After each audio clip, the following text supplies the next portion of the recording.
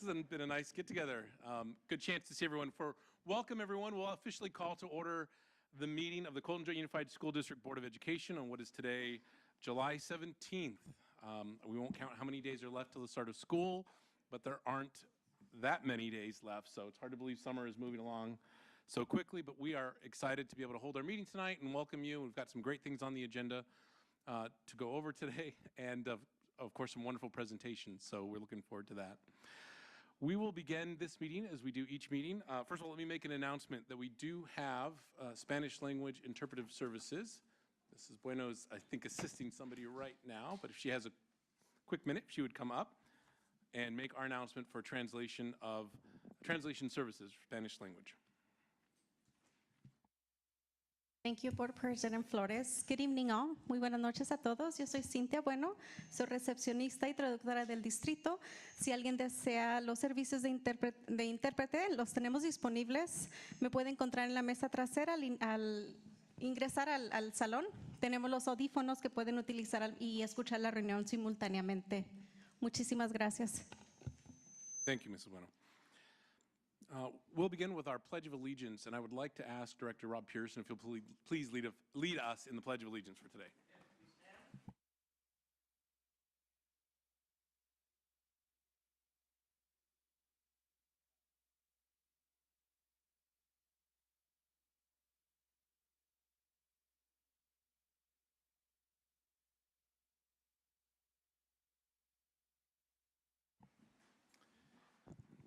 Thank you for that, Director Pearson.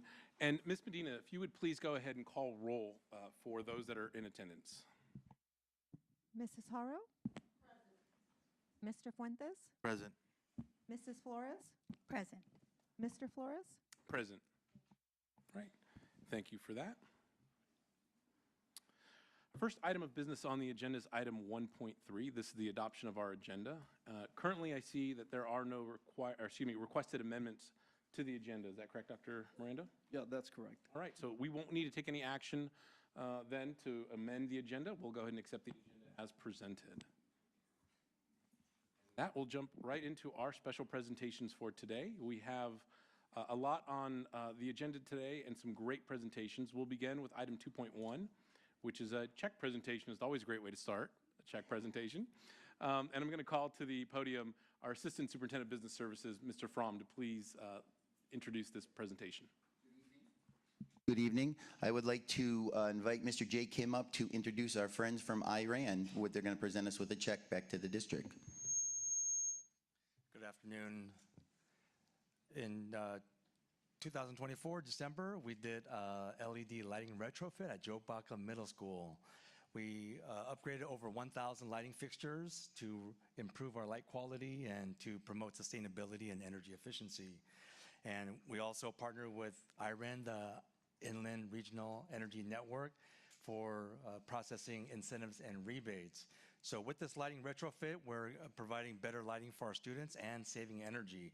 So we are saving $40,000 a year in our utility costs. I know that's a lot. Which is 25% reduction in our electricity usage. So with that, we are here to receive our first check, incentive check. Would like to introduce Betty Pineda with IREN. Good evening. On behalf of the IREN team, I just wanted to add that it's been a pleasure working with the Colton Joint Unified School District in seeing this project move through completion. During this post-construction phase, savings have been measured and verified through meter interval data at the 3-month mark, allowing us to determine the actual savings and incentive amounts. We're thrilled to present you with this check in the amount of $88,348.99, which represents 40% of the incentive rebate coming back to the school district. At the conclusion of the 12-month post-construction mark, the remaining incentive dollars estimated to be $132,523.49 are scheduled to be dispersed in early 2026, and we look forward to future collaborations with the district. Thank you. Thank you. We appreciate it. If we could take a photo here in the well, that'd be great with the board.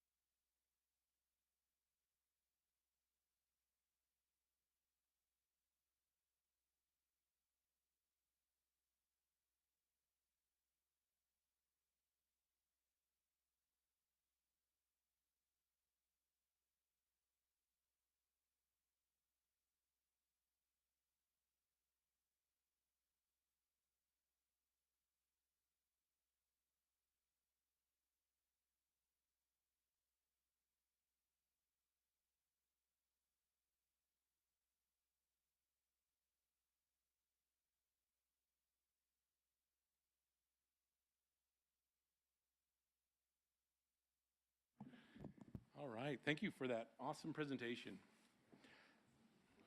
Next item on our agenda is item 2.2, the introduction of new management. So I will call upon our Assistant Superintendent of Human Resources. Is Dr. Dade here?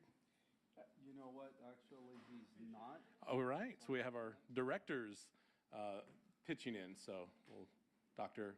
Cervantes, Mr. Enciso, and if you happen to have a check with you, we'll take that too. So.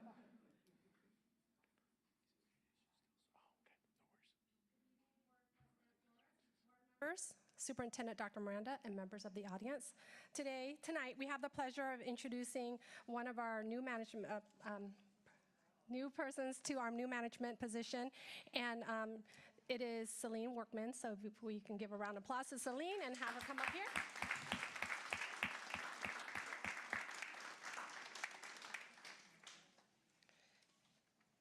Okay, Celine has been with our district for 16 years. She spent 5 years as an elementary teacher at Bernie Elementary and 6 years as a TOA at McKinley Elementary. And since then, since 2021, she's been an assistant principal at Grimes Elementary. So some fun facts about Celine. I had to ask her a couple of things because I wasn't sure, but she said when she still uses Fedco and El Burrito as landmarks when she gives directions. So I had to ask her, where was Fedco? And she said, the other fun fact is I got the pleasure to meet her family, her mom and her dad, and she says she's a third-generation Colton High School graduate, and Mr. Workman is a second-generation Colton High School graduate. She won The Price is Right, and Celine, what did you win at The Price is Right? I won knives and a big kitchen set, which is fantastic. She also shared that she grew up riding horses, and she grew up riding horses with the Ranchi Canyon Riders. And during college, she played rugby while she was at the Cal State University San Bernardino Study Abroad program in Madrid, Spain.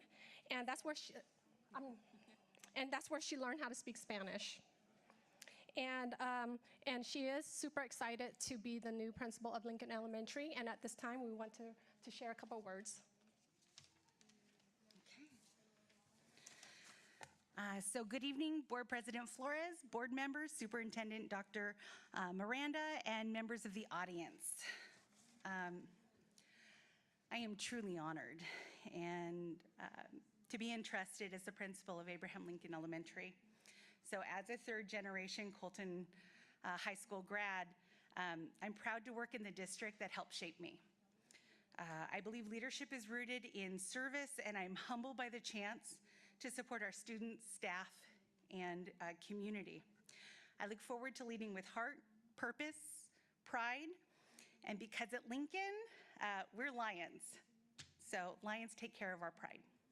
So I'd like to acknowledge a few people here. I have my family, my mom and my dad.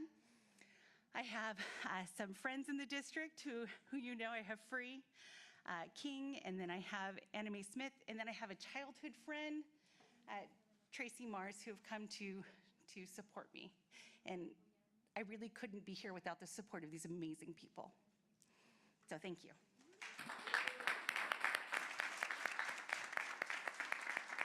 So at this time, Mr. Workman and Ms. Workman, please line up and so we can recognize you. So let's give her a round.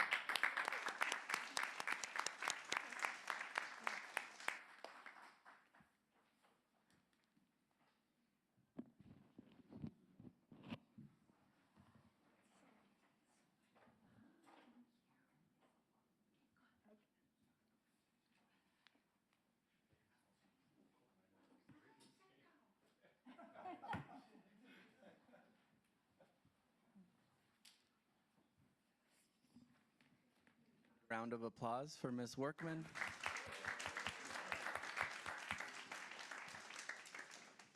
All right, so moving along, we would like to now call up our brand new Assistant Principal of Bloomington High School, Dr. LaQuinta Martin.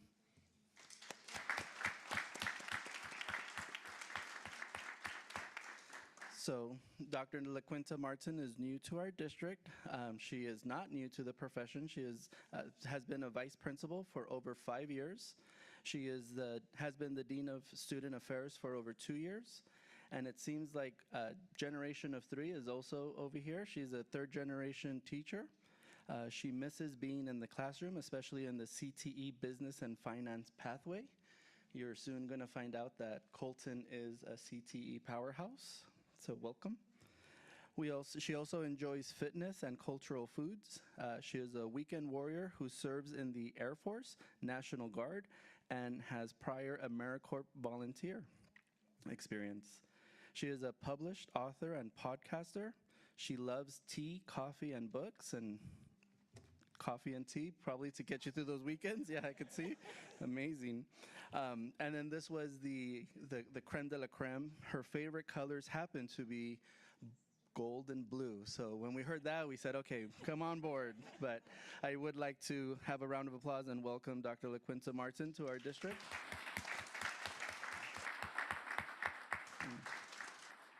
Give her a few minutes to speak. I didn't know about the part where we'll speak. However, it is just a pleasure not only to be here in the district, but to continue serving students. That is my heart, and that is where I lead from. Yesterday, I got a chance to meet all of my colleagues in the district, and we talked about leading with love and serving with purpose. And one of the books that I wrote about is Passion and Purpose. So I just feel like everything is right in alignment. I'm so glad to be here. My colleague, I love that we're 3rd generations of not only you being in the district, but I just feel like those kinds of things, when you see them, those are signals. So I'm very grateful to have the love of my life, Eugene in the audience, he's here, and all my friends are online. I just moved here like 3 weeks ago, so a lot of my family and friends are out of the area. So hello, virtual family, if you're listening, and I'm just grateful and glad to be here. I couldn't feel more at home, so thank you for the welcome.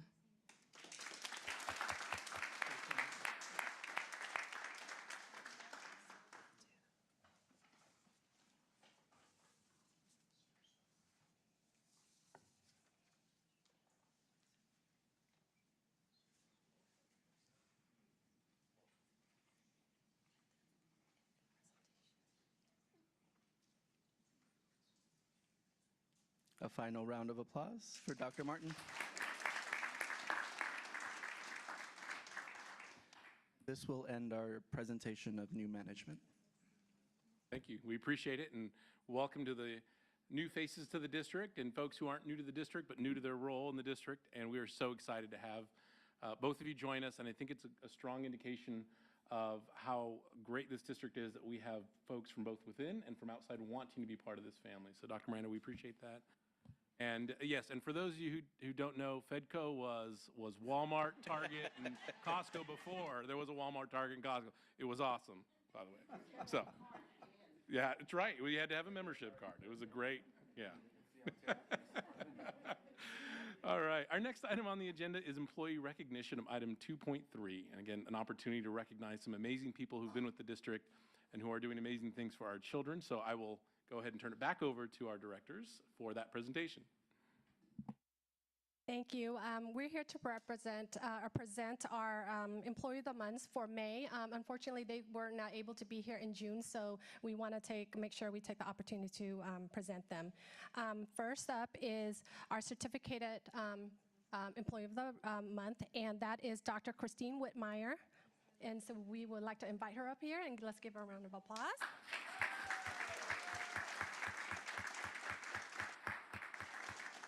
And presenting her is Director of PPS, Rob Pearson.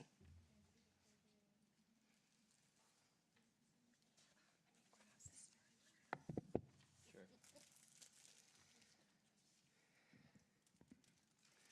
Good evening, Board President Flores, members of the board, Superintendent Dr. Miranda, Executive Cabinet, district staff, and community. Warning in advance, this might be an emotional one tonight. So. It is an honor to recognize Dr. Christine Whitmire, lead nurse who was recently named the May Certificated Employee of the Month. This recognition comes also at a significant moment. You probably see the glow on her face as Christine also enters retirement after 21 outstanding years of service to the students, families, and staff of Colton Joint Unified School District and an integral part of PPS. Christine has been a steady and trusted leader across our school sites, showing unwavering dedication to each and every campus. She made it a priority to ensure that site administrators, school staff, and families always felt supported, informed, and cared for. Her service wasn't confined to just one location. She was everywhere she was needed, and always with the same professionalism, kindness, and warmth. She put students' health needs first at all times and never compromised students' health or safety. Her leadership was especially instrumental during the COVID-19 pandemic. I think we called on you a million times during that moment. At a time when information was constantly changing and uncertainty was high, Christine served as a critical bridge between public health and school site implementation. She kept district leadership, school administrators, and staff consistently updated and informed with calm, clarity, and care. Her tireless work ensured we made sound, safe, and timely decisions to protect the well-being of our students and staff. Beyond her role in the district, Christine has also contributed to the field of school nursing through higher education. She has taught and mentored aspiring school nurses, sharing her deep knowledge of public health and modeling the importance of compassion and professionalism. She served as a mentor to our entire nursing team here at Colton Joint Unified School District, shaping the next generation of school health professionals. She is among the most respected in her field, both inside and outside of our district, for her excellence. Christine holds herself to the highest professional standards, and she does so while always keeping her values rooted in family. Her legacy continues in her children. Her daughter is also a school nurse and our lead nurse now in Colton Joint Unified School District. And her son is proudly serving Colton as an RSP teacher. They also stay in PPS as well because we're the #1 department. In addition to the employee recognition tonight, we also wanted to give her something called a challenge coin. Dr. O and the Student Services Division presents a challenge coin to select individuals in our division that embody what we call the SSD way. That stands for sincere, supportive, and dedicated. Challenge coins originating from ancient Roman tokens of bravery and popularized during World War I have long symbolized honor, identity, and unity, especially within the military. Over time, they have evolved into a tradition where members challenge each other to show their coins, reinforcing belonging and pride. Today, they are used beyond the military in organizations and communities to recognize service, celebrate achievements, and foster a shared sense of purpose. Christine's work is being recognized with this coin from our department, the Student Services Department, for exemplifying the values it represents. Lastly, I will close tonight's celebration of Christine with the following poem. This is a poem written by a school nurse from Massachusetts for National School Nurse Day. What's up, friend? Belly hurts, aching head, throat is sore, need my med. Lie down, please, fix my shoe, use the bathroom, hurts to chew. Splinter here, bug bite there, ice on this, lice in hair. Need some socks, change of clothes, borrow boots, bloody nose. Forgot my snack, miss my mom. Cough drop, please, need lip balm. Lost my glove, lost my tooth, lost my hat, lost my youth. I can help, I am here. Door is open, bend my ear. I will fix it. Lend a hand, lend my heart, take a stand, make a phone call, give a Band-Aid, give a hug when you are afraid. Check your temp, check your eyes, check your head. Talk to mom, email dad, write it all on my notepad. When it all seems adverse, I'm on your side. I'm your school nurse.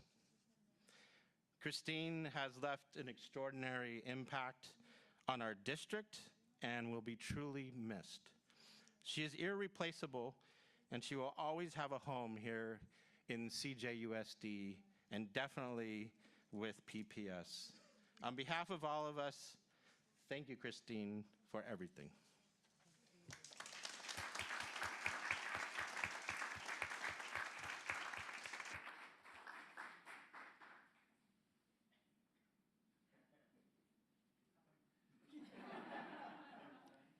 So at least Christine, would if you have folks here to acknowledge, that would be nice. Yeah. That I can do. I'll start at the front because I have my granddaughter who's sitting there with the red shirt.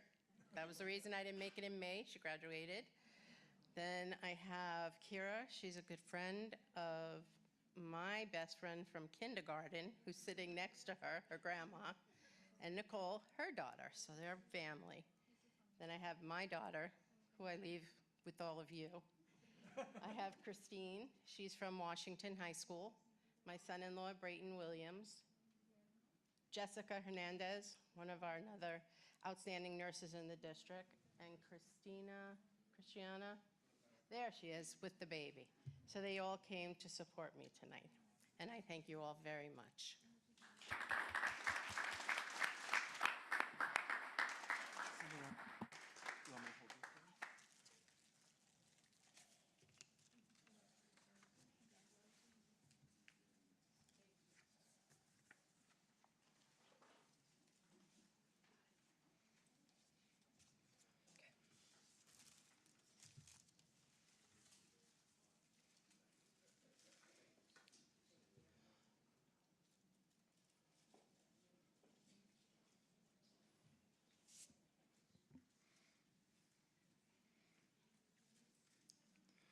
Another round of applause for Dr. Whitmire.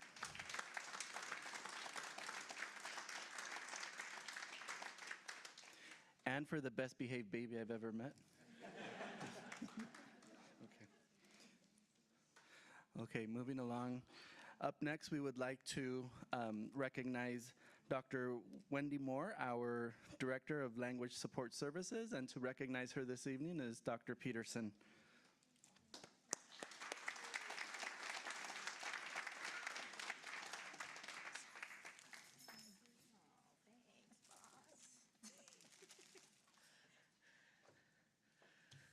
Good evening, Board President Flores, Board members, Superintendent Dr. Miranda, members of the audience and community online. It is my great honor tonight to recognize Dr. Wendy Moore, our Director of Language Support Services, as one of our May Employees of the Month. She was at Footsteps to Freedom in June, and so was not here to receive the award then. So I've had the privilege of working closely with Dr. Moore over the past few years, and I can say without hesitation, she's one of the most thoughtful, principled, and quietly powerful leaders I've ever worked alongside. Dr. Moore doesn't seek the spotlight, but her impact has been undeniable. Dr. Moore exemplifies what it means to lead with both care and responsibility. Over the past 2 years, she's been a pivotal force in supporting our English learners and in strengthening the instructional and compliance systems across our district.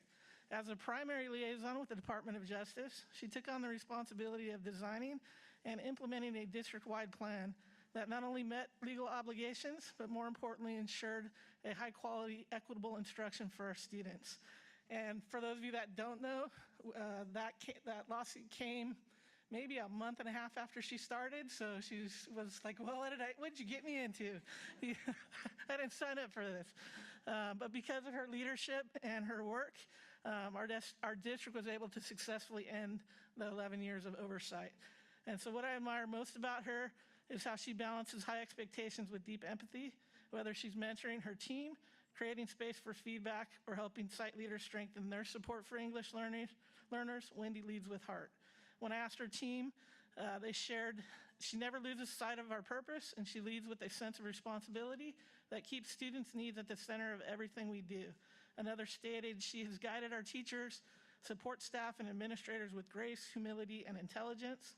Others described her as a strong, supportive, and effective leader who fosters a team culture where people feel safe to share ideas and grow. Dr. Moore has also been instrumental in expanding and refining our dual immersion program, and she's in the midst of building a comprehensive multilingual learner plan to go along with our dual immersion plan that includes voices from students, families, and community leaders, which is exactly the kind of inclusive leadership we want to see in our leaders as a district that will impact our students and our district for years to come. Dr. Moore, thank you for your integrity, your vision, and the care you pour into every aspect of your work. You make us all better. And so congratulations on this honor. It is well deserved.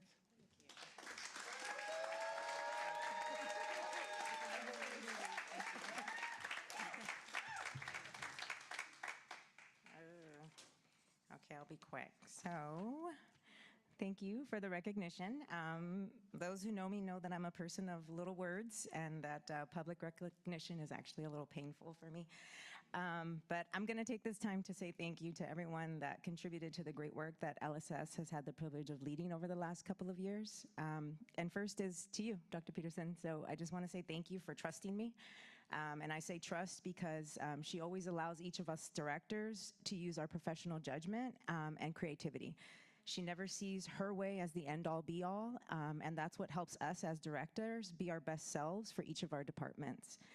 The systems that were built over the last couple of years required a lot of work, and so I just want to say thank you to the amazing teachers in our district for doing the work. Thank you to our administrators for guiding the work, and thank you to my co-directors for supporting the work. Oh my God! You guys are so silly. You're so silly. Oh, that's not good. Okay. And then thank you to our LSS team for creating the systems that allowed the work to be done well. Our CPS team, Aaron, Christy, Jeremiah, Sheila, and now Laura, they carried a tremendous load, and I'm so grateful to each one of them. Lastly, I'm not sure if you know, but LSS actually has two directors, myself and Joda Murphy.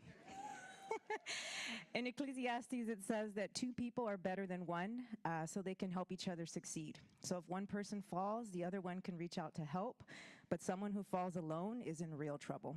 And Miss Murphy has not only been the person that I've reached out to time and time again for help, but she picked me up when I felt overwhelmed, and she encouraged me when I felt defeated. So the certificate that you have should actually read WODA Murphy Moore. So just thank you again for the recognition. I accept it on behalf of my circle and the people that we have the privilege of serving. So thank you.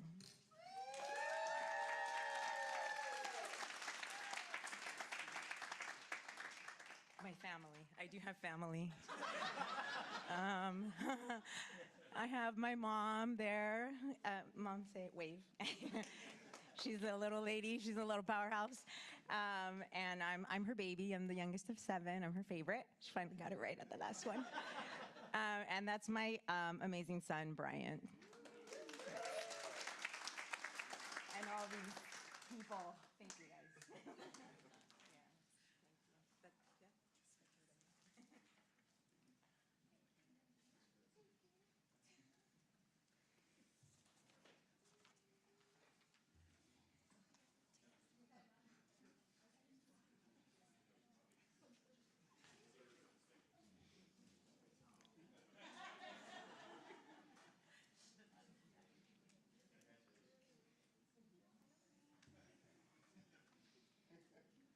One last hearty round of applause for Dr. Moore.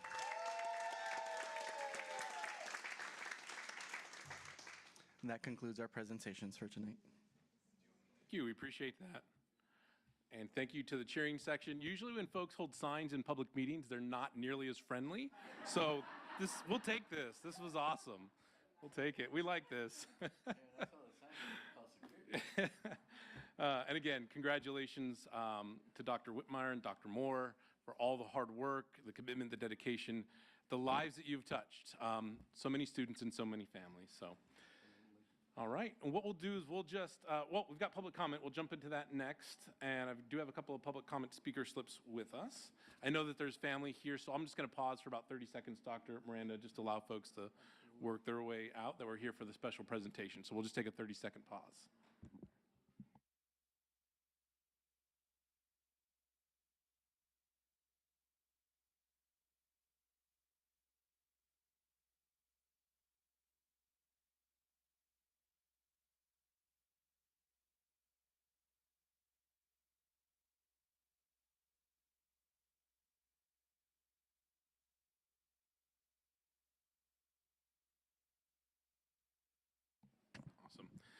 Thank you for that. All right. Folks are going off to celebrate, so that's awesome. Okay. Public comment. This takes us to public comment. Our public comment board bylaws posted on the monitors. Just a reminder to speakers that are going to speak at public comment, you're welcome to please address the board with any items or issues that you wish to discuss or share with us that are that are either on the agenda or not on the agenda, but within the purview of the Colton Joint Unified School District. Just a reminder, there is a 3-minute per person limit. And so I would just, we believe we have the time posted, and there'll be a little buzzer to remind you when your time is up. So our first speaker today is Mr. Ben Pratt, who is with IBEW Local 477. Got it. All right. Come on up. Good evening, Dr. Miranda, President Flores, members of the board. As President Flores said, my name is Ben Pratt. I'm the Vice President of IBEW Local 477. We are the electricians union that services San Bernardino, Inyo, and Mono County. I'm here tonight with good news. We've had a work in progress. Back in, I want to say December, we first started having talks with the district about implementing our pre-apprenticeship electrician program with your CTE department. So I've already had meetings with Dr. Miranda about this and with the CTE department, including Mr. Lucero. Our training staff informed me yesterday that we have been able to wrangle up all of the funding to complete our MOU and begin teaching class in February, second semester, which is our typical start time. Typically, we have up to 25 students. We depend heavily on counseling staff to kind of vet these kids and pick the best fits. What they get if they complete our program is they get a direct interview with our apprenticeship committee, which circumvents about a year-long process that it normally takes. The reason why we believe this is so valuable is because it kind of bridges the gap between graduation and employment, you know, where we lose so many of our talented young folks. So this program is about results. We're already seeing them.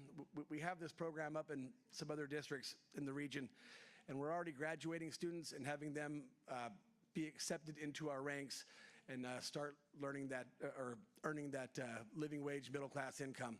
And so we're really proud of the program, and we already know that Colton Joint Unified is just going to be a great partner with us going forward. And I always like coming here because everyone is always in a super good mood. So thank you guys for having us, and we're looking forward to getting the ball rolling here. Thanks so much. I appreciate it. Okay, awesome. Thank you, Ben. Appreciate the update on that. All right. Our next speaker for this afternoon is Ms. Xochitl Pedroza.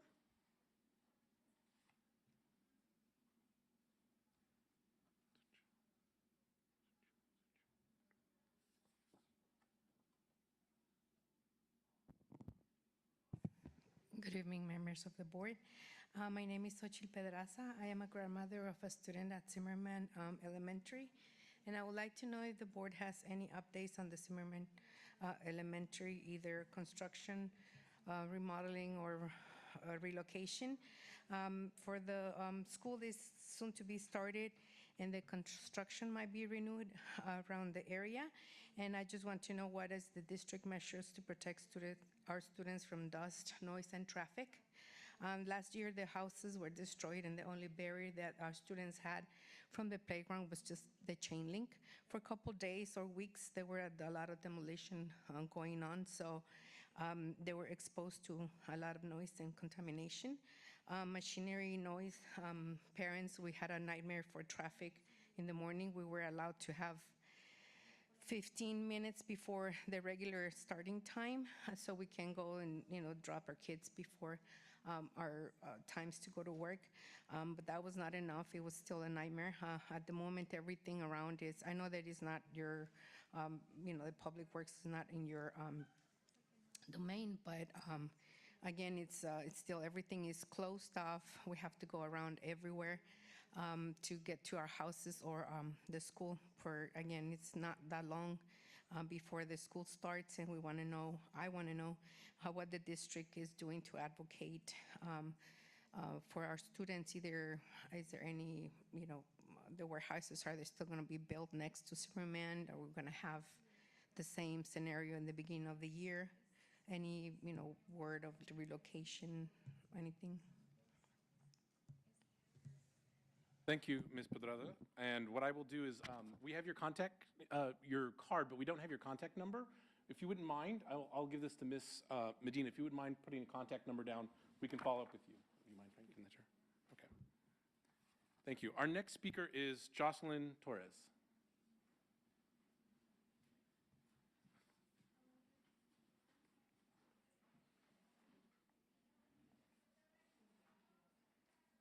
Hello, good members of the board. I would like to bring up, I would like to add on to the previous comment about the construction near our schools, like Bloomington High School, my school, or the school I currently attend, and Bloomington High School, and Walter Zimmerman Elementary, the schools my sister currently attends at. There's a lot of construction and plans to build warehouses and factories that we weren't made fully aware of until later. And because of this, the warehouses, or the plan for the warehouses, have caused a demolition of houses around our schools, causing more traffic and a lot of noise in our areas, a lot of pollution. And I would like to add on a lot to the pollution part, because due to the demolition of these houses, there was a time where in our schools, my school, we got a notification saying that parents were allowed to not let their students attend school because of how bad the air quality was. And this raises more questions and more worried for me, because I would like to have more time to focus on my education, but if this continues, there's going to be times where I'm going to be missing my education and I won't be able to make it up later, even with Saturday schools or after school. Thank you. Thank you, Jocelyn. We appreciate that. We have your contact number as well, so we're going to make sure that folks reach out to you, okay? All right, our next speaker is it Tamia? I apologize. Tamia Gonzalez? Tania. Tanya. Tanya, yeah. Apologize. Thank you. Well, yeah, my name is Tanya. I'm a community organizer with the People's Collective for Environmental Justice. I'm here supporting the Bloomington residents who currently spoke up, and those who couldn't make it to this meeting because of one reason or another. But I'm here to ask you this similar thing that Jocelyn just did, is protect the students of Bloomington. Like, what are you doing to protect the students, right?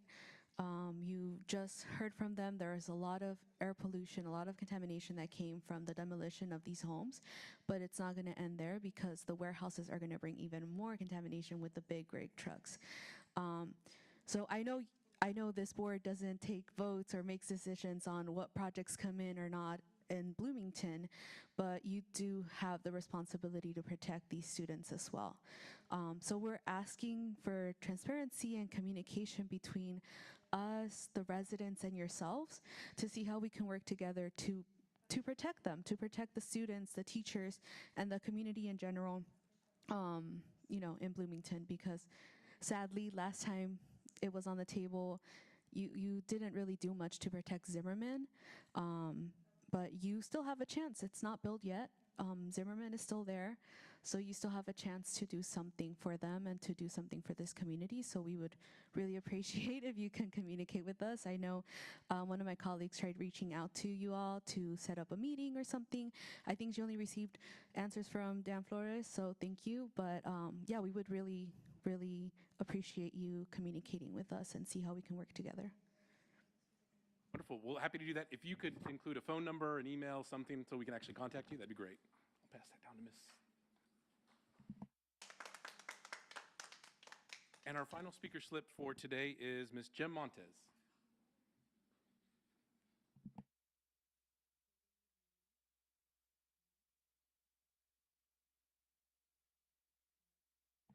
Hello. Oh, wow, I have to kiss the mic practically over here. So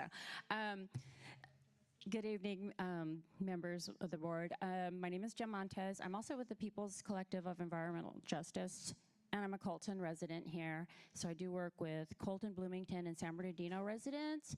A big part of my job is doing air quality, but prior to getting hired, I did a study called The Air I Breathe, where we put air monitors on students for a week, and we were able to see how much PM they were exposed to. And it would really be great if we could work together and you could see some of the results. We did have monitors on students during the wildfires, and those results were pretty incredible.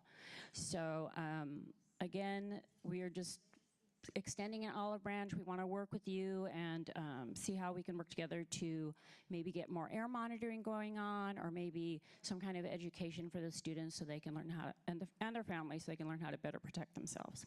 So thank you very much for this opportunity to speak. Thank you, Jen. We appreciate it. And we will reach out. We have your contact information here. So, yeah. All right. Those are all the speaker slips that I have for this evening's meeting. Ms. Medina, any other slips? Okay. All right. We'll go ahead and close public comment, and that'll take us to our administrative presentations for this evening. So I will turn it over to Mr. Fromm to give us a presentation on Measure BB, project prioritization. Yes, good evening. So it was about a year ago, we were standing up here to ask permission to go out for our next bond measure, BB. And we did, and it passed at the highest rate in the area and almost the highest rate in the state. Tonight, we're moving forward. We're going to have two quick presentations, not quick, but two presentations. First from Mike Williams, who is not only a Colton alumni, owns a home in the area, but he also represents us as our financial analyst too, as well with this, financial advisor, excuse me. So he's going to talk about the first series that we're going to be looking to go out for so we can start putting work out there, start redoing our facilities, because as we've talked here before, our need is huge and we have a lot of work to be done. And then we're going to pivot, and Owen Chang and his team are going to talk about our recommendations for our projects and how we came to those recommendations. So first I would like to welcome Mike Williams up to the mic.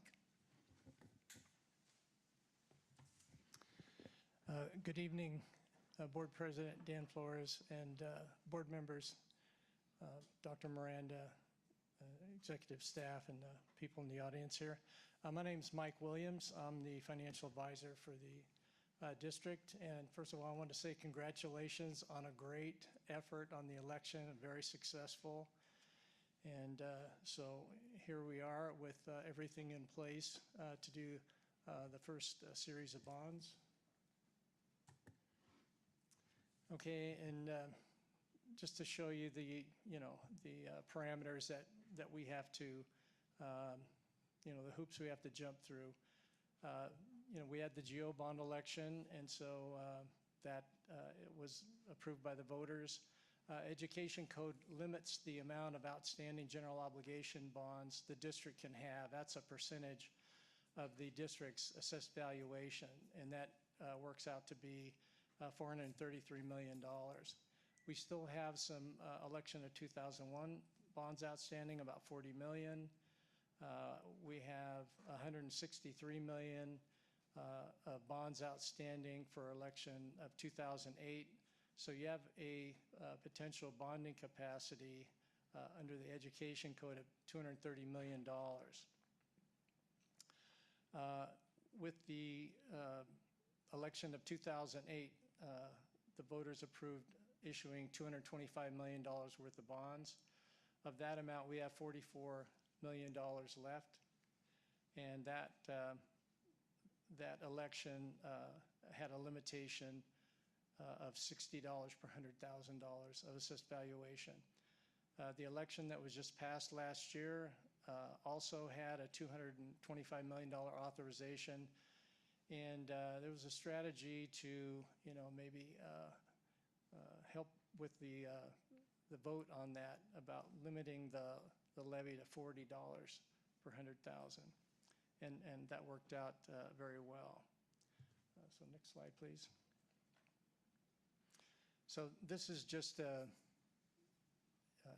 listing of the bonds that are outstanding for the election of 2001. We have no further authorization on that. the election of 2008, we can issue another $44.2 million. So there was actually 6 series of bonds. One of them was done February of last year. Next. Okay, and so this slide shows what we're projecting for debt service capacity at $40,000 per 100,000.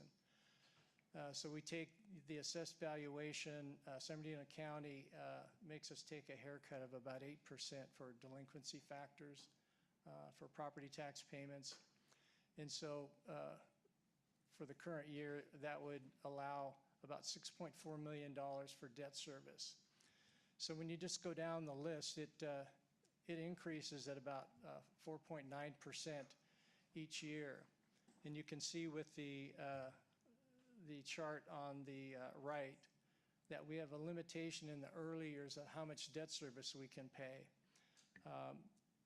Given what the current interest rates are for municipal bonds, we're fairly confident that we could issue as much as $150 million on the first series of bonds. The only limitation would be that the district's going to have to make a certification that they think they can spend that money either in 3 years, or there can be a stretch out of 5 years. The reason for that is when you issue municipal bonds, you're paying a lower interest rate than if you were going out in the market and selling like a corporate bond. And what happened like in the 1980s when interest rates were really high, governmental agencies were issuing municipal bonds and not doing anything with the money except investing it and earning arbitrage. So now there has to be limitations to that. I'm sure Owen and Randy will be talking about, their capacity to handle the projects and spend that money. I know you have more projects than $150 million, but there is this spend down requirement. Okay, as Greg mentioned, I do own property in the district here, and this is basically a snapshot of what my property tax bill looks like for the 24-25 tax year. I bought the property a long time ago, so you can see it's got a low net valuation of $320,000. And down below, it talks about, what the general levy is, and that all the taxing entities within, my neighborhood, but the city in general, at 1%, it gets split up between the county, the city of Colton, the water district, the school district, and so forth. And on there you can see that for the Colton Unified bond issues, that's for 2001 and 2008. That's $190 is on my tax bill. And of the 2008 election, it's about $143. So for the maximum tax on the Measure BB would be $40. So if you just take, the $320,000 value of my property and divide that by 100,000, basically you take $40 times 3.2, and it works out to be about $130 a year at that maximum rate. Okay, so that's a quick overview. You guys are in great shape. You can issue bonds, and I think Owen and Randy have a presentation about the project list, unless there's any questions. I don't know if folks have questions, but I'll just toss one out there. Obviously, we're hearing a lot about, there's a lot of talk about, certainly the economy, interest rates, what's going to happen there. Do you think any of that ultimately impacts our ability to issue bonds, going forward? This, I know, it's like reading a magic 8 ball here. But we won't hold you to it. But what are you seeing over the next 6 to 12 months, which is when we're really hoping to be able to roll out some of the bonds and projects that we may have? On your first issue, normally, in prior years when interest rates weren't as high, there was kind of a staging where you'd maybe do 3 bond issues. You do your first series, wait 3 or 4 years, do your next series. and, do a final series. But there are compelling reasons why you should strongly consider issuing as much as you can in this first series. And that is because of the increases in all the costs of construction, materials, labor, and everything else. So the sooner you get the money and you can get the projects completed, the cheaper probably in the long run it's going to be. But your question was really good, Dan, because what happens when you issue like as much as you can, you put your tiptoes right up to that $40 per 100, especially if interest rates stay high. They're pretty much on the high side now. I don't like to be a grave dancer, but really for interest rates, the best thing that could happen would be for the economy to go in recession, because people wouldn't want to buy stocks. They would rather buy municipal bonds and be assured of what their investment returns are going to be. But as you mentioned, I can't read the tea leaves. All I can tell you is we'll do our very best to get as much money as we can for the district at the lowest cost. Appreciate that. And in fact, Dr. Miranda made another good point. Not only is there just sort of the natural escalation in costs and materials, but tariffs. And we're seeing that will have a potential impact on sourcing of materials. So I know, Owen, you'll probably talk about those escalators and what we need to keep in mind, because we're just seeing an increase in the cost of construction at a level that really we haven't seen before. So, and it's so volatile, particularly with the tariffs. So, yeah, appreciate that. Yeah.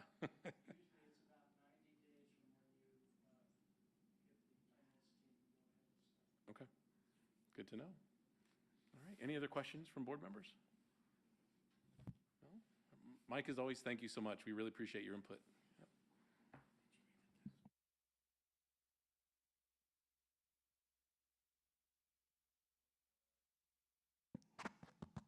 Good evening, Board, Superintendent Miranda, Executive Cabinet, members of the public. My name is Owen Chang, Facility Director at Colton Joint Unified School District. I'm both honored and excited tonight to have the opportunity to present to the Board an update on our Measure BB prioritization process. Next slide, please. So over the past several months, myself primarily with the assistant Randy Duncan with Element Consulting, we've been working diligently in collecting and analyzing data with the goal of identifying a list of high priority projects to recommend to the board for consideration. As the board is keenly aware, our needs greatly outweigh our available resources. Our newest school, already 13-year-old with Joe Bach and Grand Terrace High School. With existing infrastructure of such advanced age as some of our schools over 70, 80 years old, our facility needs are significant. Hence, it's important to develop a weighted scoring system that would serve to calculate and derive the highest priority project to invest our bond dollars. As the board may recall, during our May 1st board meeting, staff presented to the board our prioritization process. So tonight's presentation is a continuation of the previous presentation, where staff will provide more details on the process that we've developed. We'll start by recapping some of the previous prioritization process, scoring categories, available points, and followed by the project scores, and we'll share with the board each campus and all the list of projects are identified, as well as the one that are recommended, and then followed by a recap and by providing a summary of the recommended projects.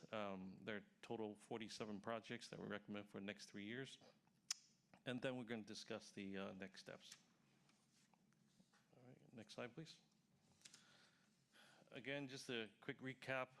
November 24, 2024 was a really historic election with a passage of not just many local bonds. I believe the statistic were about 200 schools out of 260 schools that passed local bond.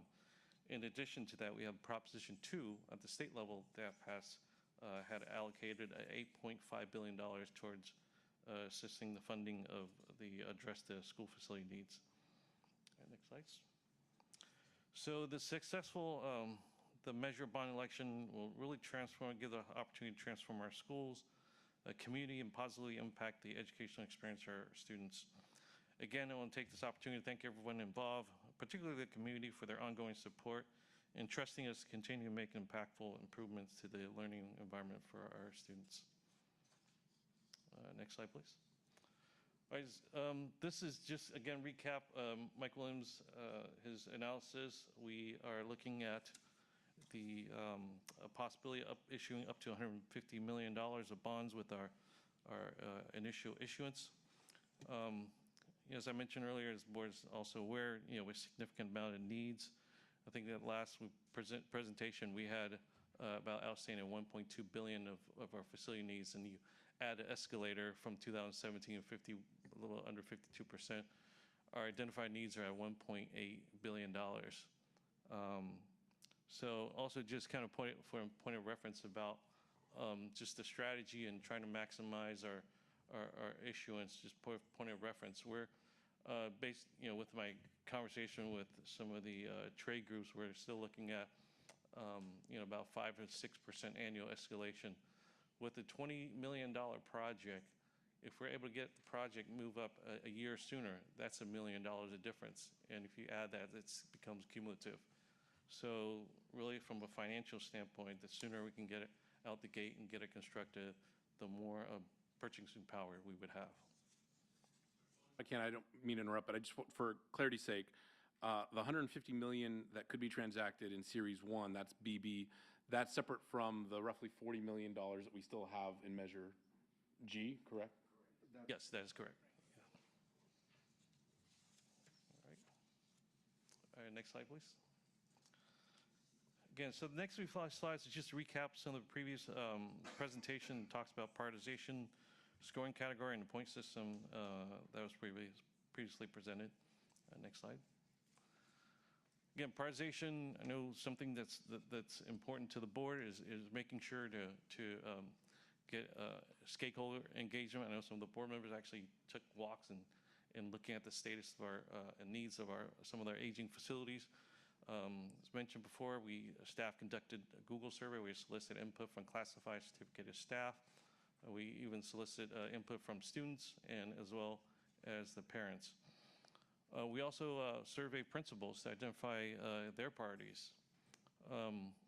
And the other consideration or factor that we took in consideration is looking at the long-range facility master plan, see if there's any alignments with what the projects that were identified 5 years ago against the needs that we have identified today. And another important variable we looked at is looking at the expenditure from Measure G. For example, some of the projects are sites that receive a significant amount of funding. In our scoring matrix, we gave less scores because we want to make sure the equity in terms of the allocation of bond fund expenditures. And next slide. Again, this is a consolidation of some of the slides that were previously presented, some data showing some of the survey results. We have 561 responses from staff, over 1,700 from students, and 134 from the parents. At the bottom left, just a consolidation of the top 10 items that were identified from these surveys: shade shelter, restrooms, classroom, playground, security. So those are the frequency, the top 10 items. And again, right, it's just a bar chart showing the participation at all the schools and the students' participation in the facility survey. Next slide, please. Again, this is just a snapshot. As I mentioned earlier, we also solicited responses and inputs from the principal, which we took that into consideration as well. So this is just a snapshot of some of the response we received from some of the principals, administrators. Next slide. As I mentioned earlier, the Measure G fund, one of the things we now analyze, this is kind of a snapshot in time. The right column showing the Measure G bond expenditure that were allocated. Some of the campuses, and for example, Bloomington High School, Colton High School, those received substantial amount, received less scoring, where some of the sites like Cooley Ranch and DRC and so forth, they will receive more in our analysis, which we'll explain in a later presentation. All right. Next slide, please. And then again, just the 2017 long-range facility master plan. again, I mentioned earlier, escalation, factoring escalation from all the outstanding projects identified, we have about $1.8 billion of needs and growing. Next, please. All right, next few slides again are just recap of the 10 prioritization categories that were presented in May first board presentation. So later on in the presentation, we'll have a slide for each of the 10 categories along with the weighted scoring, which Randy will present to the board and go into a little more detail. Try and consolidate some of these slides, and again, these are top one of the 4 of the 10: security and safety, stakeholder engagement, parity and equity by the elementary, secondary schools, and we also have the parity, equity between the various trustee areas. Next slide. The other important factor we look into is maximizing state funding. Again, we want to leverage our local resources and try to take advantage of the Prop 2 fund and stretch our dollar. We also look at the goal is to try to replace a lease, so we have less reliance on both lease portable as well as the old aging portables. We also look at capacity. Some of the, particularly with the dual immersion program, with additional grade levels that are rolling out, there's a immediate need to provide or start planning for some of the needs at those campuses.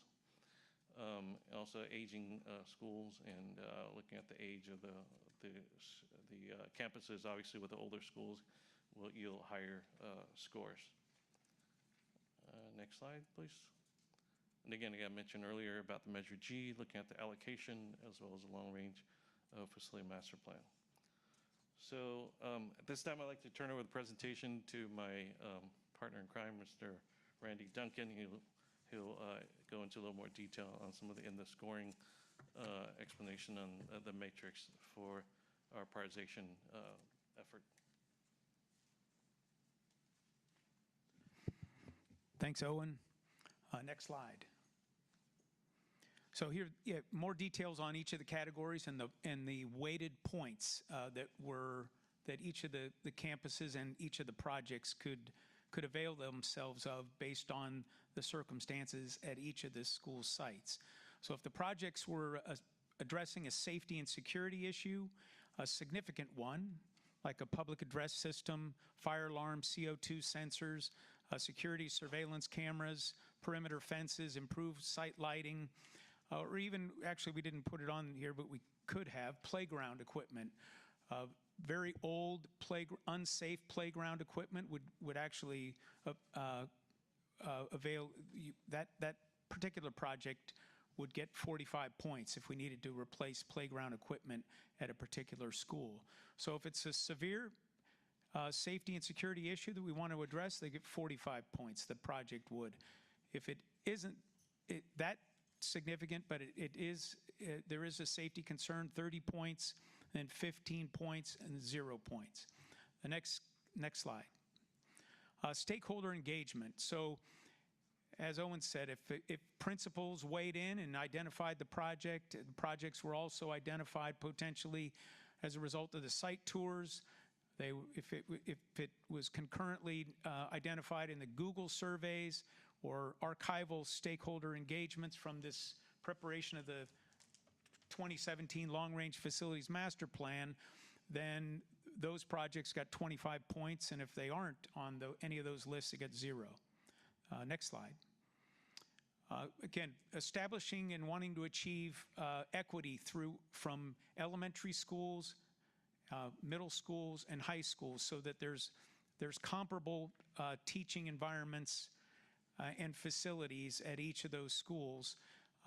There are points for projects that are awarded 30 points, 15, or 0. If we identified that there was a significant disparity between an elementary school and maybe the average of all other elementary schools, if there's significant deficiency in parking at a particular elementary school, they get 30 points.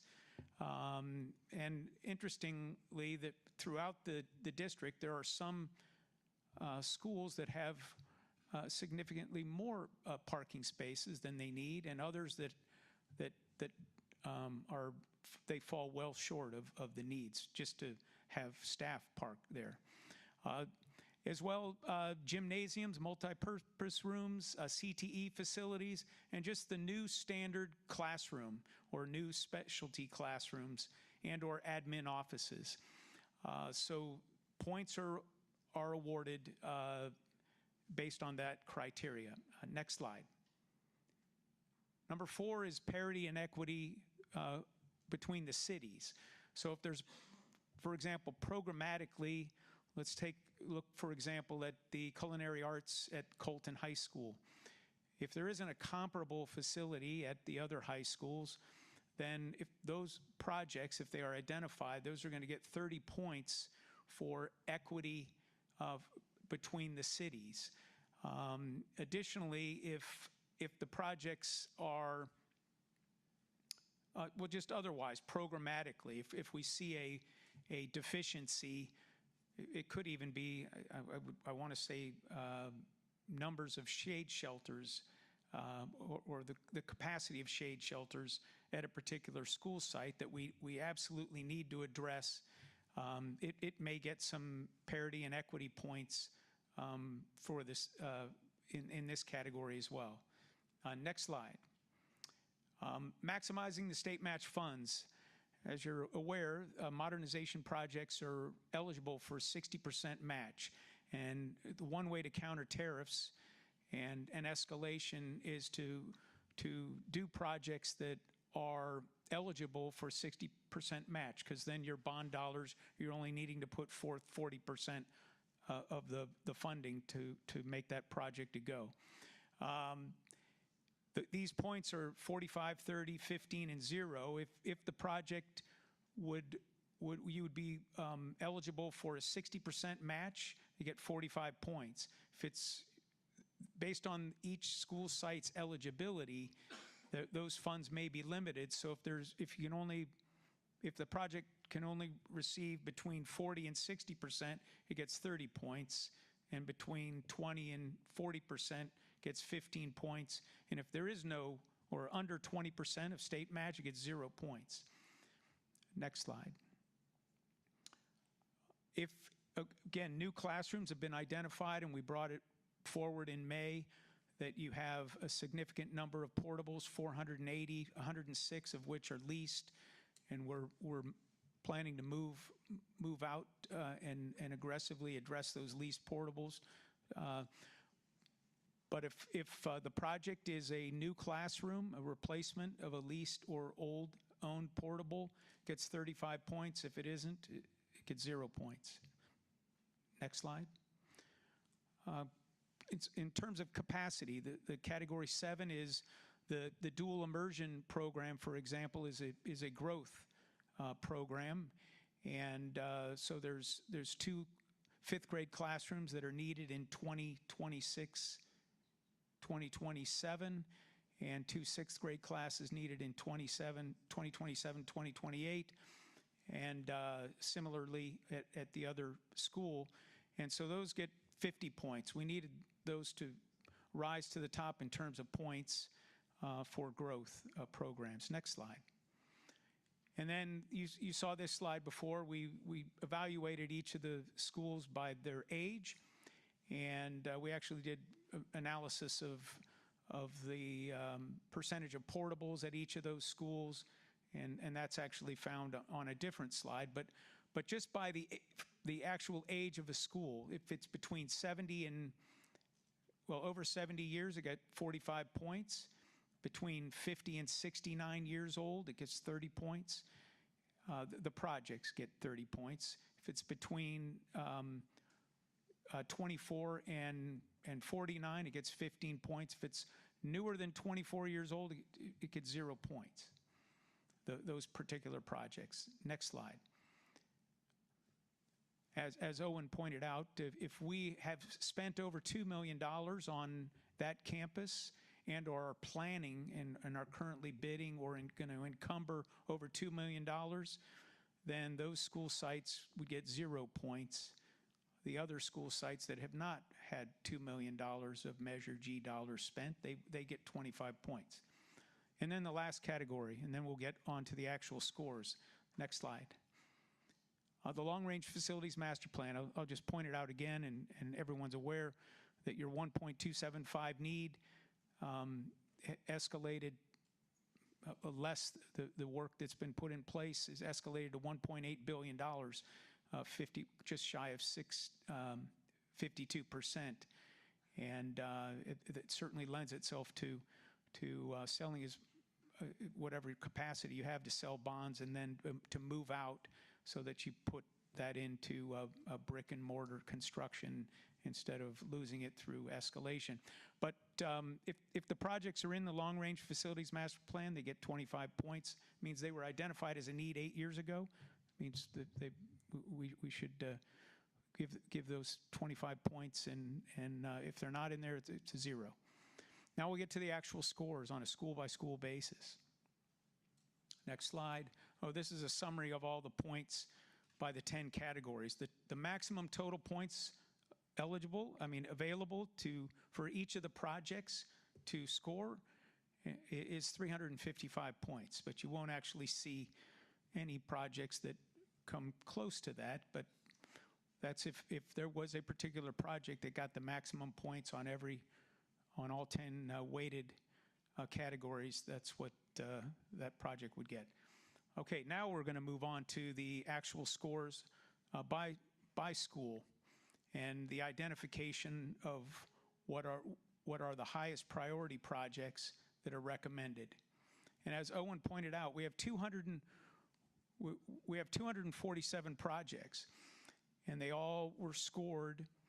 And when we did all the analysis, we also separately just did a data sort. You're going to see it school by school, but we did a data sort with all 247 projects, and that you actually saw all the highest priority projects with the most points highlighted in yellow, as you'll see in the next number of slides. Next slide. So Alice Burney Elementary School, built in 1953. There are 9 prioritized projects at Alice Burney, and we are recommending 2 of those projects.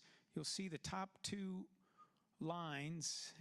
Over to the left, you see it's project 1 and 2. These are the 2 that are recommended. You see the 10 categories to the right, and you see the points that those 2, and I won't go into this much detail unless somebody asks for it, but I'm giving you basically the details of what you're looking at. You'll see the scores over to the right, and you'll see that we are recommending basically 10 new classrooms at Alice Burney Elementary School, and that's representative of 2 projects out of the 9. What you see down below is the estimated project cost. And so the estimated project cost for those 2 projects is, you'll see on column C over to the right, it's actually highlighted in blue. It's the top line is $21.8 million. Now, one of those projects is eligible for some state match. There isn't that much eligibility at Alice Burney, but $1.585 million of state match can be appended to that project. Next slide. Cooley Ranch Elementary School, built in 1993. There are 6 priority projects. You will see that we are not recommending any projects with bond sale Series 1 at Cooley Ranch Elementary School, because none of their projects received enough points that lent itself to a recommendation. Next slide. Crestmore Elementary School, built in 1959. They have 11 prioritized projects. We are recommending 1, and that is new restrooms, and that is a $1 million budget project, of which it's eligible for the full state match of $600,000. So that's what you see over on the right-hand side. Next slide. Michael D'Arcy Elementary School, built in 1996. You'll see a trend. The school sites that are newer because they don't get the points, or at least significant points in the age of school, that does impact their score. So there are 9 prioritized projects, and we are not recommending any of the projects for this initial bond sale number 1. Next slide. Grand Terrace Elementary School, built in 1950. There are 9 prioritized projects, of which we are recommending 4. And those 4 projects are 2 classroom buildings, a new public address system, shade shelter, secured entrance to the office. The total budget is $1.75 million, of which $1.05 million is available, well, can be appended for, that's the state match eligibility on those projects. Next slide. Ulysses S. Grant Elementary School, built in 1954. There are 9 prioritized projects. We're recommending 2. You'll see the points over to the right, 190 points each for those 2 projects. Secured entrance to the front office, new public address system. The cost and the budget for those 2 projects, $600,000, of which both of those projects are eligible for the state match of a total of $360,000. Next slide. Ruth Grimes Elementary School, built in 1957. There are 11 prioritized projects. We are recommending 1. You see it has a score of 200 over to the right. That's a new public address system. And the cost of that is $400,000, eligible for the state match of $240,000. Next slide. Jurupa Vista Elementary School, built in 1988. There are 12 prioritized projects. We are recommending 1 with a budget of $750,000, eligible for a state match of $450,000. Next slide. Mary B. Lewis Elementary School, built in 1952, has 13 prioritized projects. We are recommending 3 of those. 5 new classrooms, or a replacement of 5 portables. Those happen to be 5 leased portables. It'll be good to move those off the school site. Staff office expansion. This happens to be, I just wanted to point out, this is the one elementary school that their administrative offices are significantly smaller than the average of elementary schools throughout the district. And so this office expansion actually qualifies as a modernization, because we're expanding it just to bring it up to like a OPSC minimum requirement. Anyway, also to improve the drop-off area and parking is the 3rd project. The total budget is $10.4 million, and the total state match eligibility that you have for that school site is $5.149 million, and we can append those funds to the 5 classroom building project. Next slide. Abraham Lincoln Elementary School, built in 1953. There are 11 prioritized projects, of which we're recommending 2, with both have scores of 190 points. A secured entrance to the front office, that happened to be the principal's priority number 1, and a new public address system. The total budget for those 2 projects is $600,000, which are eligible for the full state match of $360,000. Next slide. William McKinley Elementary School, built in 1953. There are 5 prioritized projects, of which we're recommending 2. A bus drop-off area, accessible ramp to the lower field. That was principal's priority 1 and 2. We've combined those. And a new playground equipment. You see the points over to the right, 215 and 230 points respectively. The budget for those 2 projects is $2,450,000, with the entirety of the state match that you're eligible for. We're able to append that to that project. Next slide.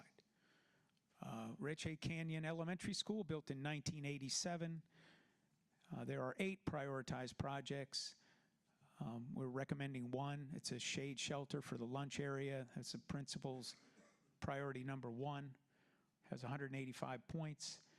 A budget of $750,000 is our recommendation. Let's see. I'm trying to figure out why that state match number isn't there. We may be eligible for another. Yep. So that we will adjust that. Next slide. Paul Rogers Elementary School, built in 1967. There are 8 prioritized projects, and we are recommending 3. A new public address system, 11 new classrooms, a replacement of 11 leased portables, and additional parking as principal's priority number 2. Those 3 projects, 200, had points of 200, 190, and 230. A total budget of $17,600,000, of which the entirety of the state match that you have in terms of eligibility, we can append to those top 2 projects. Next slide. Gerald A. Smith Elementary School.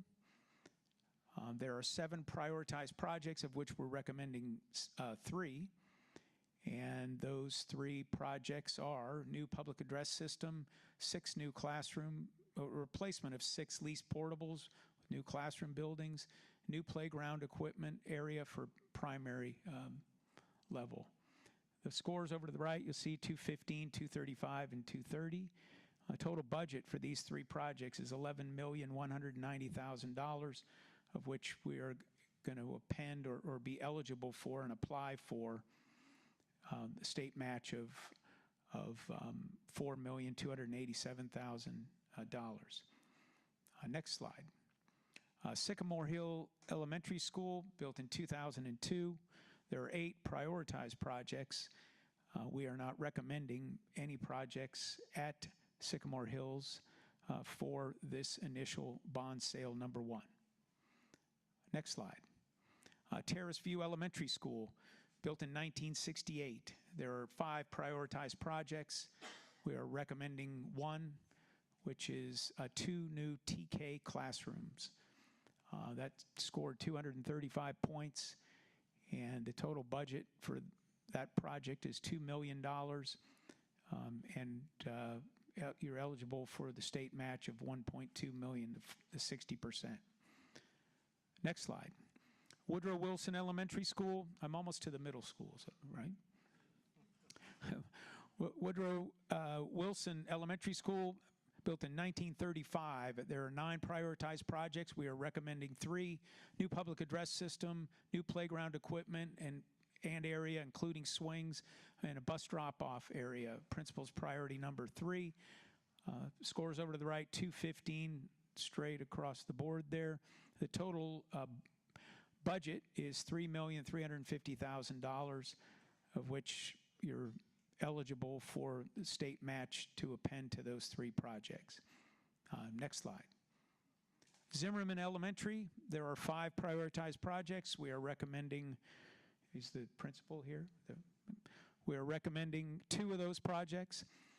Student and staff restroom renovations, principal's priority 1, and new playground structure, principal's priority 2, with 190 points for each of those projects. Total budget for Zimmerman is $1,450,000, and you're eligible for the state match on those 2 projects. Next slide. Colton Middle School, built in 1953. There are 9 prioritized projects, of which we're recommending 2. The student restroom renovations and library renovations, principal's priority number 2. The respective points to the right, 215 and 185. And I will say, you'll see the 3rd line is all of the restrooms in the facilities for students and staff. And the reason that was left there is because we aren't able to do, or we're recommending the student restroom renovations. It just happens to have the same points. The total budget is $1.5 million, and the total state match eligibility that you have for Colton Middle School can be appended. It isn't 60%, but that's available, the $422,000. Next slide. Joe Baca Middle School, built in 2012. There are 4 prioritized projects. You will see that the points over to the right didn't lend itself to us recommending any projects at Joe Baca Middle School. Next slide. Ruth O. Harris Middle School, built in 1993. There are 9 prioritized projects. We are recommending 1 project at Ruth O. Harris, and that is the upgrade front office to be more secure. That's principal's priority number 4, and the total budget for that is $200,000 and eligible for the state match of $120,000. Next slide. Terrace Hills Middle School, built in 1964. There are 9 prioritized projects, 2 of which we're recommending: new public address system and library renovations, principal's priority number 3. You see the points over to the right, 215 and 200. Total budget for those 2 projects is $1.4 million, and we can append the 60% state match, or at least you're eligible for those projects. I mean, that state match, sorry. Next slide. Bloomington High School, there are 10 prioritized projects. We are recommending 3 of those projects. The new humanities wing, classroom, that's principal's priority number 1. The new gymnasium, dance floor included, principal's priority number 2.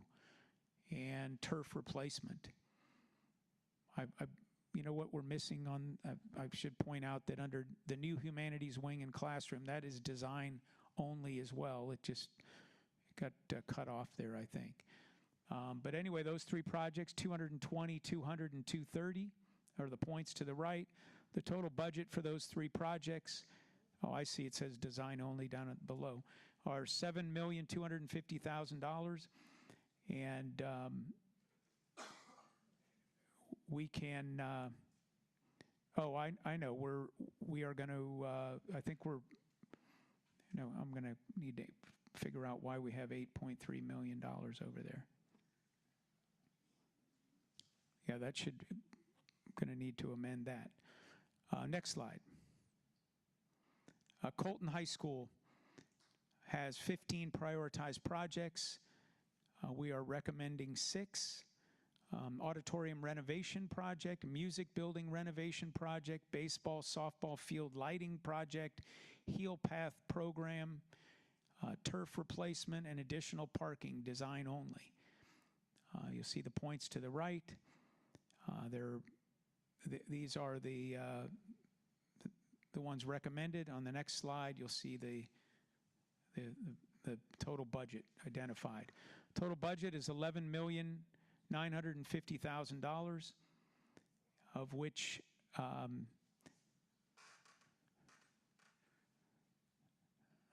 see that anyway, there's state match for all of those projects. Next slide.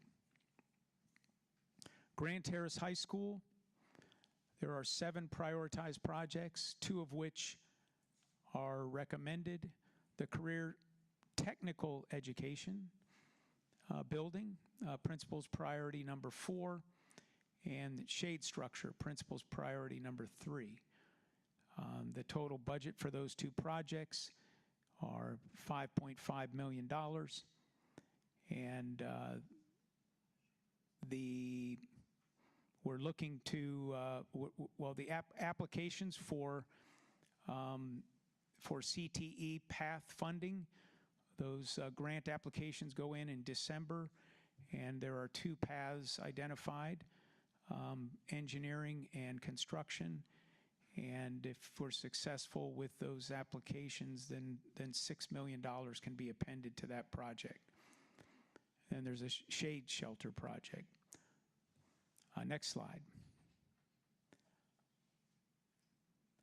Slover Mountain High School, there are 10 prioritized projects, and we are not recommending any projects at Slover Mountain for the initial bond sale. Next slide. Washington High School Alternative, it's built in 1935. There are 7 prioritized projects. We're not recommending any projects at this time. Next slide. San Salvador Preschool, built in 1960. There are 9 prioritized projects and 0, we're not recommending any for this initial bond sale at San Salvador Preschool. Next slide. The total of the 47 projects at all campuses is $103,890,000. And that's the school site specific budgets. And then the district-wide projects, if you will, is a 5-year facilities master plan update. One of the requirements of DSA is for you to be eligible to apply for state match funding. You have to have a long-range facility master plan that's current within the last 5 years. And because 2017 is 8 years ago, one of the first initiatives we have to move forward on is putting out an RFQ to identify a facilities master plan architect to update this document. And I'm going to turn it over to Owen, and he's going to finish out the presentation. All right. Thank you, Randy. Apologize. So there's a lot of information here. So before I move on, I want to see if the board have any questions, and so, or do you want to wait till the end? We're almost towards the end. Let's wait. There will be questions. I've got a lot of questions just because I've been keeping notes on every one. But let's go through the end because I think we're going to end up going back and identifying specific schools, projects, and then get some clarity on those. But is that okay with the board that we let's finish presentation and then we'll dive back into the projects and the sites? Okay. Slide, please.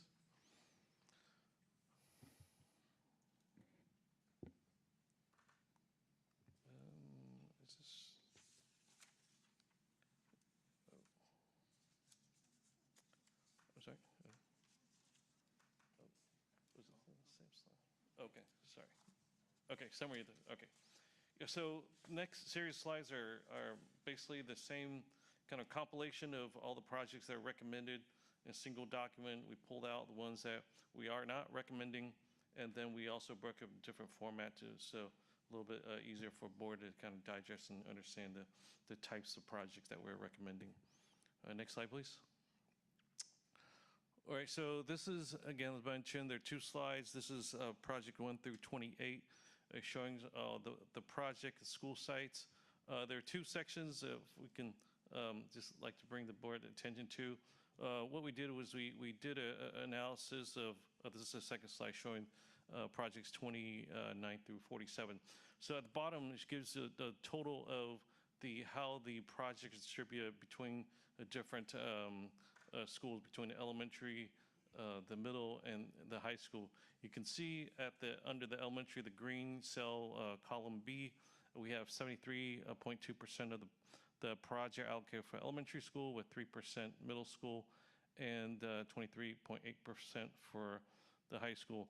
Do want to bring to the board attention that while the middle school seems disproportionately low for the allocation of measure BB, we are actually have projects that are active planning. Actually, some are bidding and some which are scheduled to start construction.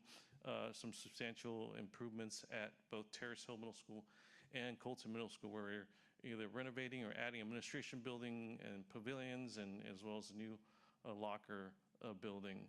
So that's one of the reasons why you see kind of low percentage, because we always have Measure B funds allocated for some significant improvements at those elementary or the middle school campuses.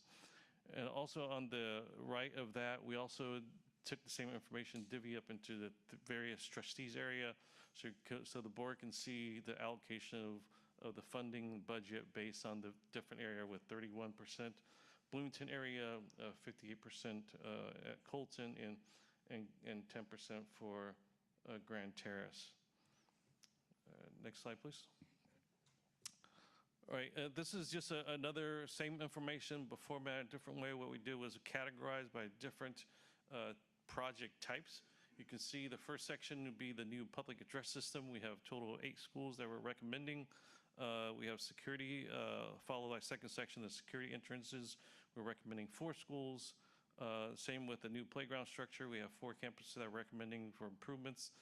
We have bus drop-off area at 5 campuses, and then restroom renovations and new restrooms at 3 schools.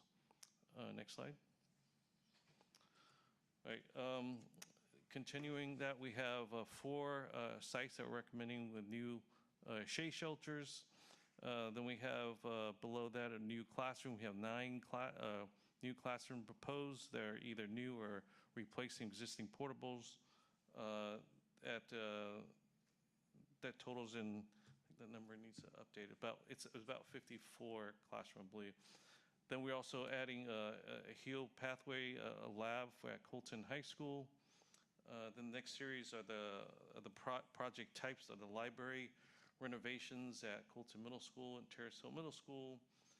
We also have the auditorium, gymnasium auditorium, Bloomington and Colton High School. And then also the administration building, 1 campus at Mary Lewis. And then the last group is the athletic field at Bloomington and Colton High School. Next slide.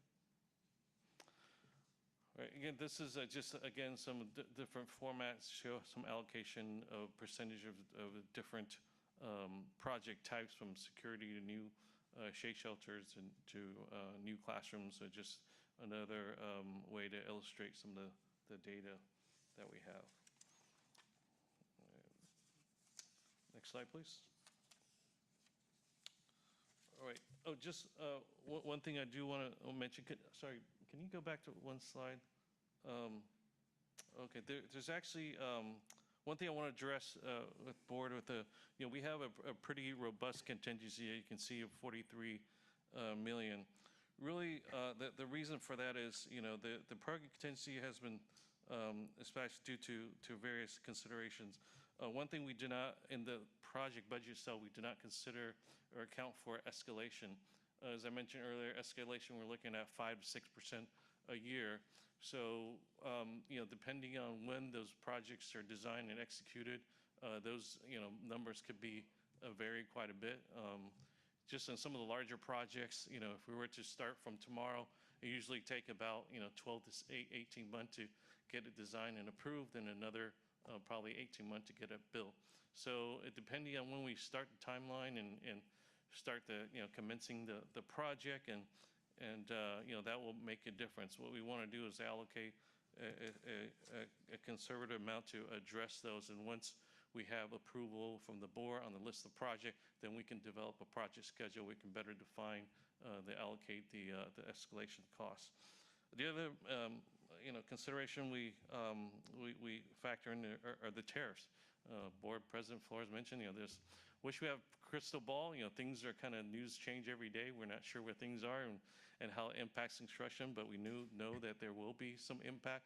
So we account for some funding to address some of the impacts that tariffs have. And there are also some projects that we're recommending the design only, like the CTE building and some of the humanities building at Bloomington High School. There's a lot of kind of variables in this point, and I think one of the things we'd like to do is start the design on those projects, and once we have a little bit more information, we can better define those projects. Then once we have better defined the scope, we can then allocate the contingency funding to the project. As we also mentioned, Randy mentioned the CTE program. We're also applying for about $6 million CTE grant. So we want to see how, fingers crossed, hopefully we get those grants, and that will also determine how much we need to allocate from the contingency funding for the project. So again, we also want to, with all projects, there are also always some unforeseen conditions or things, new regulations, right? There's code changes every year. For example, a couple of years ago when we developed master plan, either code or legislative changes for, back in 2017, we didn't have the mandatory TK class and that we do right now. So I want to have a little bit of some funding in there to allocate in case other needs arise, and the board has the flexibility to add project as we progress. So anyway, those are some of the main reasons we want to have some robust and some decent amount of contingency to address all those some of those variables, some of which are unknown at this time. So next slide, please. So next steps. Next slide, please. So we want to obviously want to present a lot of information. We want to look to get the feedback from the board and make adjustments and whatnot. And so the goal is to get ultimately get a consensus from the board to move forward with priority projects. And then based on approval, we will work with Mr. Mike Williams to do the bond issue series and to go market to conduct bond sales. And then meantime, we will work in developing RFQs to work on the master plan, as well as soliciting a new group of architects and professional services to work on the board approved bond projects. All right, with that, I'll open questions. So. All right, thank you, Owen. That's actually that's an impressive and detailed presentation. That was actually very helpful. There's a lot of information you've thrown at us, so let me jump into questions that folks may have, because I think we're going to need some time to digest this. But let me open it up right now for initial questions or thoughts or feedback for Owen. It's a lot. It's drinking from a fire hose. But let me start. I'll start dissecting a little bit here. So first, let me make a request. If we could get some of these need to be updated. It looks like there may have been some figures there around either the bond match or number. So we need the most accurate, up-to-date numbers. So if you could provide that to us and send it back. The format, I think, is okay. These are spreadsheets, clearly. I would love to see these in a spreadsheet format, an Excel spreadsheet. You can lock them. We won't mess with them. But at least for me personally, in fact, I actually spent my entire time now while we're creating a spreadsheet, because it's just easier for me to digest for all of us. So it's searchable then. We can kind of look, okay, compare and see. So if we could get particularly some of those macro where you talk about up and down the projects, that would be really helpful to be able to see. But most importantly, just the updated figures, wherever there might have been a tweak on the bond match, for example. Let me ask some detailed questions, because I was making some notes here. Lewis Elementary made a note. There was 5 new classrooms, staff office expansion. Can we clarify, are we referring to the reception area when you walk in, or are we talking about the staff area that is in the middle of the school where they essentially enclosed, probably with or without permits? That area, is that what we're referring to when we say staff Yes, office? exactly. Actually, Okay. they had a workroom that was, should I say, it was uncertified construction. There was record from DSA, so we were kind of forced to make that unsuccessful. So we want to, the need's still there, so we want to make sure we replace that with go through the appropriate process and provide the facility that they need. Okay, so that is that space that we're referring to. Great. So an actual permitted, yes, appropriately built space for the staff. Okay, gotcha. McKinley Elementary, bus drop-off, ADA, new playground. So McKinley's an interesting site. It's immediately adjacent to the T-ball field, which we own, but it's terraced. So is this going to include having to encroach onto the T-ball field side? Or are we talking about building out there? It's a tough site, as you know well, Dr. Miranda. McKinley's a tough site because it kind of drops off there immediately on the east side of the school. So Right, so the plan is actually to utilize the kind of existing parking area without encroaching any of the existing field, because I think there's enough real estate to provide some of the needs that we have, because there are a couple of things we want to address, because I think we all know the challenging with the parking situations, particularly with staff. So I think by necessity and code requirement, we have to improve the ramp to be accessible in order to be able to make that parking lot available for staff. So that's why we kind of combine that into a single project. So that project includes the upgrade of the existing ramp to make it code compliant. And then the parking drop-off, I think just based on our preliminary layout, we should have enough stuff to create a drop-off area and also some additional parking space to kind of help address some of the issues and safety and drop-off and some of the various concerns that they have over the past several years. And I know this is all conceptual because we haven't gone into great detail into design, but where will the drop-off roughly be located? We're talking about on the east side of the school, because that school also fronts the street. There's not a lot of room, not a space between the street and the school. Once you get off, you're there. You're at the front of the school, so. Right, so we're actually, the initial idea is actually have the drop-off area inside the kind of the parking area within the park, not off the street. So we would bring the vehicle inside. Inside of the school. Hence, that's also the need to make it accessible ramps so that students and have an accessible path to get to the upper level of the campus. And then I had a question, Zimmerman, obviously, and there were some comments made earlier today reference to the future of Zimmerman, what may or may not happen. I mean, there's obviously, we're all aware of the potential, at least, for that school to be relocated. So it raises an interesting question for me in terms of investing close to $1.5 million into a school that we may be relocating altogether. Dr. Miranda, you alluded to the fact, though, that the timeline for that, and maybe, Owen, if you could talk to that, even if that project moves forward as planned, if you will, with the development, how long will Zimmerman likely need to be in operation before we relocate or build the new Zimmerman school? Question. I know we started on the design process, but because there's some legal challenges and so forth. But let's say if we were to start today, it's still going to be probably 12 months at least to 18 months just to get permitted from DSA approval to finish the design. Okay. Then obtain approval from DSA where you can bid out the project. And then the actual construction itself is going to be about another 18 to 24 months at least. Especially with some of the challenges we have with electrical gears. Even though we're kind of out of the COVID, but we're still, some of the electrical gear, we're still seeing 12 to 18 months delay. So even if we have the construction ready, those electrical equipment also has impact on some of the construction timeline as well. So we're looking at minimally probably 3-4 years, even if we start tomorrow, to have a school ready to move in. So I think that's one of the logic, because 3 or 4 years, I think still, that's why we thought, we still invest and try to address some of the needs that they have at the campus. And plus there's some eligibility as well that can.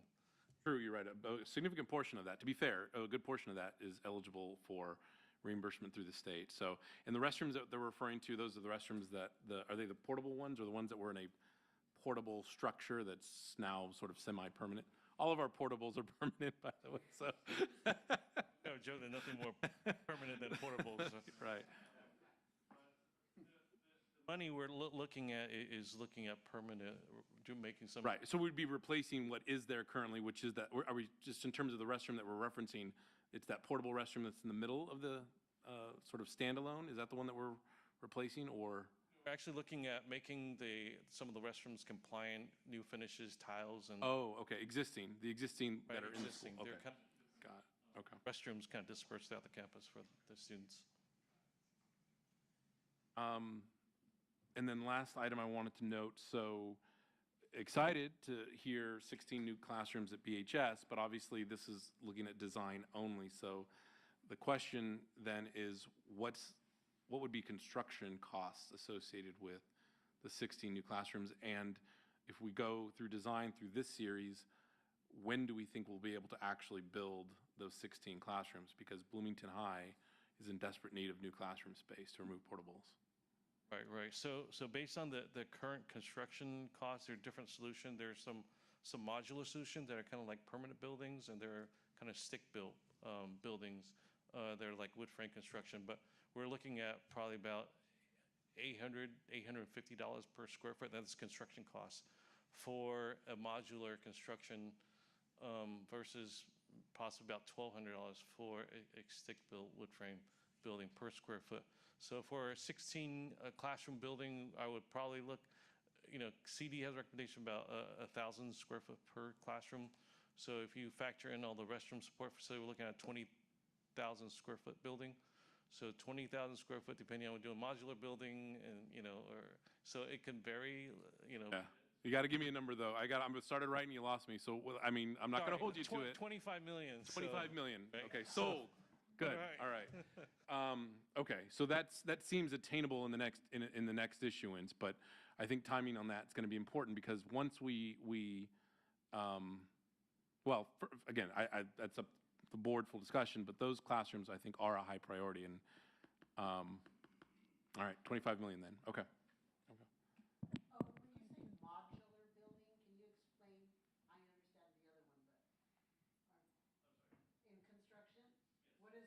A modular, what do you? As opposed to the stick build, yeah. Yeah. All right, so modular building, they have these buildings that are called pre-engineered that they already have. It's kind of like a standard design you kind of pick off the shelf. Now, it's not ready-made. They still custom build it, but it's already designed, so there's some savings, and you don't have to pay the architect as much because somebody else kind of designed already. You do have some options to pick in terms of exterior finishes where you want plaster or metal cladding, but those are still considered as permanent buildings. They have, permanent foundations and concrete foundation, concrete floors. They're just as robust. There's pros and cons to each. Some of the architects don't like it because the architect can't design their what they want to design. So there's some limited in terms of some design from a design standpoint, but they're they do last quite long. They have these modular that are built of like concrete, the tilt-up concrete constructions, and those are very sturdy and robust, and they should have at least a 50-year lifespan. Are these like buildings that are like one floor? At Bloomington, we would actually recommend two-story building, and then there's like modular buildings, so it's kind of like kitted parts that you can put together, but it's already pre-designed, so there's just kind of different options that you can pick from. Versus a custom building, a wood frame building, you can design to whatever the architects or the boards whim, in terms of design. So the pros and cons, there are pros and cons to each, and the modular building, because it's already designed, so you save money because it's in the design process and also the construction. Because some of the construction can occur in a factory and they just ship it out on site. So that's where you kind of capture some of the savings, where some of the production can be done in a factory versus a stick built. Everything has to be built on site. Oh, and do we know what? Can I add to that too? So you can go visit schools that are built this way. In my past place that I worked, we were starting to build a new high school. We had to rebuild, and we went and toured a school and walked through it. It was 2 stories, this type of stuff. You can't tell the difference, meaning walking through the classrooms and tell that it was built in a factory and brought there, and that's so. If that's the route we go, there are sites we can go walk to see if that's the course we want to take in that. You cannot tell the difference at all. So would that also work for the CTE building, that Yep. type of construction? That potentially could work in a CTE building as well. That could be a possible solution as well. Yes. Do you know what the estimated savings would be to go modular than regular construction? Is there something we can get? Just an idea, an estimated number of savings, the savings. Some of it is because the construction duration is shorter, so you pay less what is called general conditions for the contract to be on the site. So it's not just the building itself, but also the less time that the contractor has to spend on site. Probably estimate 20%, I would say roughly. Thank you. Well, you said the difference between 800 and 1,200 square foot. So yeah, that could be as much as a third. I mean, we won't overestimate because you have other fixed costs. But yeah, that's pretty substantial. 20%. 20. How complex it is, may not be able to, like, for example, like Bloomington MPR building, there's no modular building that can give you that type of architecture. So this is what I'm talking about. You might sacrifice the design, for efficiency and cost savings. So, but there are some, like, Greg mentioned, there are some good product, and we can include some example in board correspondence to show for the board to see what some of the options and available, the solution, design solution, and some of the projects we can share with the board. Awesome. Thank you. You have a question? Yeah, please. Two questions. You mentioned replacing or adding new buildings to several sites. And for example, at Bernie, there's not much room to add because it's probably the smallest playground in the district. Is the plan to replace them, or because it's a DI school, are you adding new buildings to the playground? It would really eliminate a lot of the playground. Projects that we're recommending at Bernie. One is to 4 classroom for the dual immersion growth, so that's needed. And then there are 6 portables that we're recommending. Part of the reason is we want to try to reduce the reliance on the portable building. Also, secondly,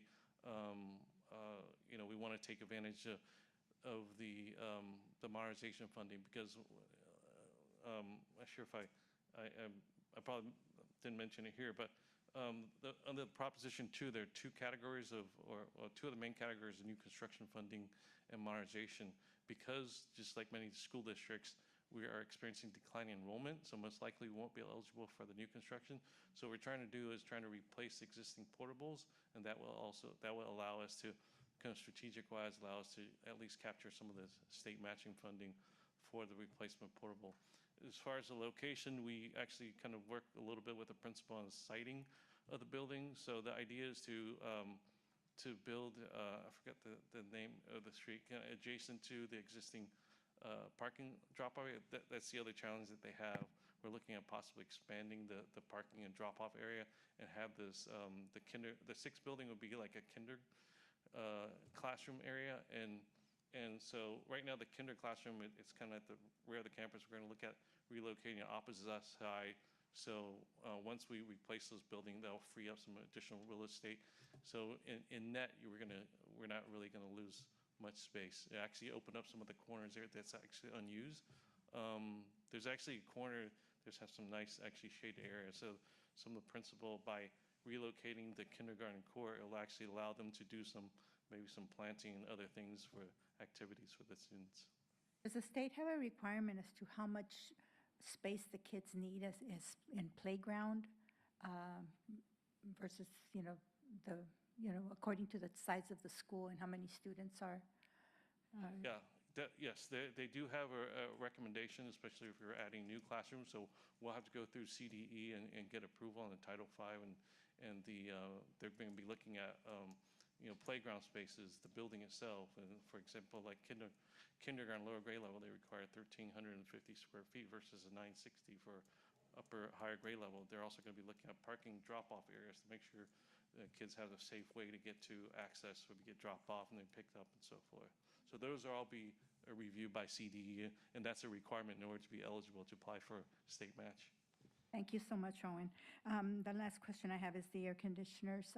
Is that under a different budget or the replacement of, because they're going to get old and they're going to be needing to be replaced? Is that included, or is that not a priority? Or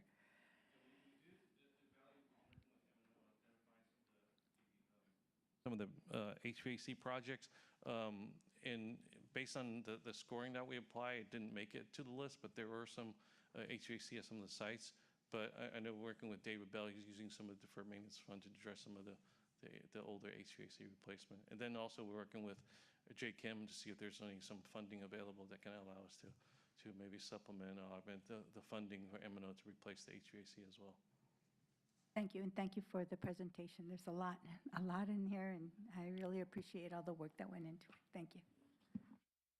Over front, Israel. Owen, is the plan to replace the portables, the replacement of portables, to modular, or are we going to build? So we actually looking at some of the budget that we allocated are are looking at some modular construction, and those are permanent. Actually, a good example are some of the new classroom that we're building At Grimes?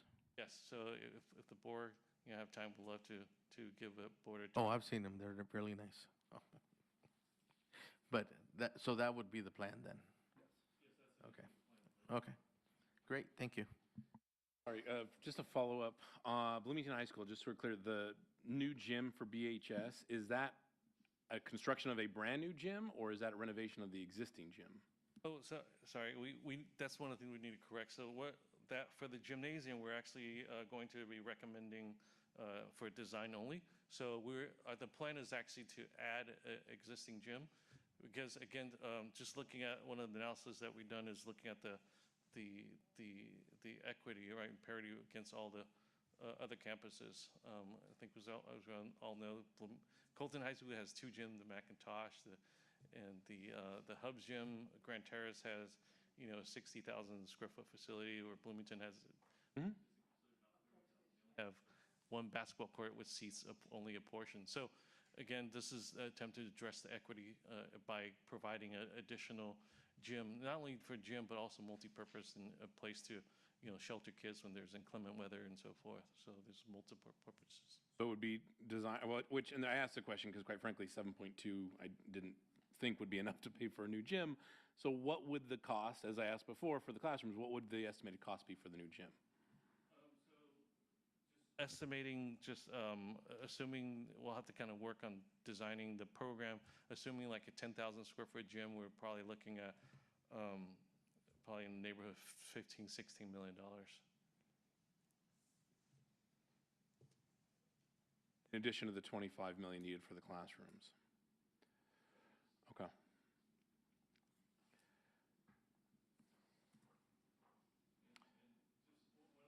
Strategy is again, the timing component. So I know we have, many needs, and one of the things we'd like to do is address those high needs and at least get the design approved, because the design has a shelf life of 4 years with DSA, that we can get it ready. So in case we're ready for our next bond issuance, that we have projects that are shovel ready that can get right out of the gate and kind of hedge against any additional escalation and inflation. So that's some of the strategy that we have employed. Again, this is a difficult question, and Mike, probably more geared towards you. Do we have any rough estimate of when we think a subsequent issuance could happen? Because if we're going to go through the process of expending the money to do the design, and then we're on the clock for those classrooms and that gym, and we need $40 million to complete those, do we have any idea how far out we might be before we can issue another series? Yeah, I talked to Owen and Randy a couple days ago, and one of the things that we're going to do when we start preparing to do the first series of bonds is we're going to take a look. We'll get the new tax roll out probably next month, so we'll see what the growth is, and we'll give you some sense of when the next bond issue will be there. And understandably, gentlemen, those are massive projects. I mean, 16 high school classrooms, an entire new high school gym, so understandable, but those are things that we'd like to see, I think, come to fruition, particularly if we're going to invest in the design. And for all that you shared, equity is certainly a big part of that, and that high school in particular needs the investment. So. And one of the strategies that Owen is, as you see, is the state matching funds. It's a big part of this. So replenishes those funds that are being used, and hopefully we can use those funds then to finish up those projects. And I know Owen has done a great job. He did that with Measure G, and I think it was like $30-40 million that we were able to get back from the state. Don't correct me if I'm wrong, Owen. Don't make. And so I think that's a big part of the strategy. That's we'll correct some of the figures there, but so that again, come under budget, that money becomes available. That's right. Yeah. To put towards other projects, which you've done a fantastic job. Absolutely. Yeah.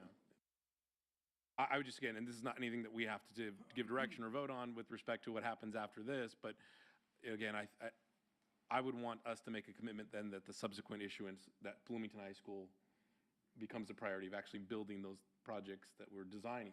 They need to be at the front of the line, so that our kids in the community know that we're serious about investing in equity. So, okay.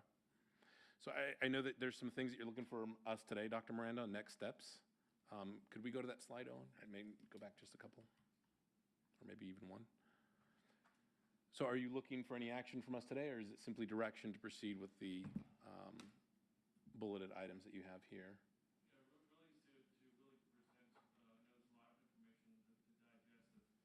Initial goal is to present to the board, and if the board is those projects are acceptable, that give the staff a direction to move forward. But board needs more time. We can certainly come back with some more information, and we can continue the discussion. That will determine how much bond issuance we'll need to do with the first issuance. Yeah, and that's correct. I mean, consensus direction so that Mike can proceed and with the bond issuance, one. And then with this list here, I mean, we get to starting the process on that, and Owen, that takes a lot of work. But it's flexible and adaptable if the board wants us to bring it back to at some point down the road to relook at it. We'd be more than happy to do that. And things change, so it's not. We're not going to put it in concrete and this is it. It can't be, because there are going to be changes. But we do. Before we can do any of this, we obviously need to secure the funds. So items, that's where we're at. No, I appreciate that, Dr. Miranda. And I think, so items 1 and 3 seem pretty straightforward. Those are related. That's giving the direction to proceed on the bond, the issuance to sell. I mean, I think, hey, we're all about doing that. We want to get the bonds out there and get the money. So I don't think there's any hesitation. So let me pull those two out, Dr. Miranda, and just ask if there's any questions on that. If not, can we give direction to, at least with respect to, excuse me, I should say items 2 and 3. Those are the bond sale series 1, and obviously working with a consultant to go to market. So yes. Proceeding on that, is there a consensus to go ahead and proceed with the bonds? Yes. Let's move forward with the series. Item 1, which is the priority list, and thank you, Dr. Miranda, for identifying this as sort of a living document. Unless somebody has something that is urgent, that really sticks out, hey, this is what's missing, this is what's up, I think it's a good list. A little more time to digest it, as you can send it to us, Owen, so we can review it, will be helpful. I didn't see anything glaring. Of course, there were projects that in my head I'm thinking, well, I know the school needs this, and I know there's 10 projects at any school site at any given time. We can't do them all, so it's a good list, and it's what I appreciate is it was done systematically, right? You really put a lot of effort and energy that we can substantiate why we selected these projects, and I appreciate that. And then lastly, number 4, which is the facilities energy management proceed with development of phasing master plan. So will that, Dr. Miranda and Owen, will that be based on the priority list of projects that we have to then create that updated plan that's required? Is that that's referencing that you talked about? Some of the activities would definitely help. For example, we're going to, one of the goals to solicit a new pool of architects. So it would be best if we have a list of projects so we can... They know what to analyze and what to look at. Right, especially when we evaluate the criteria. If they want to do a gym, we want to see if the architect had done a gym before. Got it. Okay. That would be helpful in our evaluation process to know what projects we're going to be, the board would want to move forward with. So with that being the case, let me toss it back to the board then. Are we comfortable giving direction to proceed with the list as presented, knowing that there is the opportunity to bring back? And I'll note, we've got 3 members who aren't here. So they'll need an opportunity to look at it. But I don't imagine that things will be added that aren't already within the same project type, right? We're not talking about doing something way out of left field that's not already presented, so that you can then look at the criteria and the experience of architects, for example, or engineers. So if we're comfortable with that, number 1, which would be yes, as presented, we're comfortable with Owen having this as the working list. And then number 4, moving forward with your process to bring on board the consultants and engineers and architects that you need. So is the board comfortable with that? Those that are here? Yes? Yeah. Is there? Okay. All right. So all I would ask, if you could send that information back out to us via email, Dr. Miranda, and let us work through it. And again, the other board members will have a chance to see it. And we'll talk about when we need to schedule maybe a follow-up, just an update on that. But thank you for everyone that put the work into this, and this is exciting. Very well done. Yeah, very well done, very systematic. And thanks to everybody, they're probably not here and probably not watching the meeting, but everybody that was part of the committee that made this happen. This was only possible because the community stepped up and said that we believe in what the school district is doing, and I'm convinced, because I've heard it, it's because they've seen what we've done with our previous bond dollars. And when they can see the improvements and how so many of our sites have just been improved. We were just at Bloomington MPR the other day for your management retreat, and that is, architecturally, that is one of the most beautiful buildings that is in the area of that size and scope. It's a gorgeous building, and so I appreciate the work that the district has done, so kudos. All right, thank you. Best in the business. On budget and on time, right, Owen? Awesome. Okay. Thank you. Appreciate that. Thank you for the presentation. Yeah.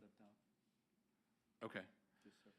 So we're going to have to pause then because we can't take any we just lost our quorum. So we'll just pause for a minute while she then returns. So that's not a problem. So we'll just take a minute.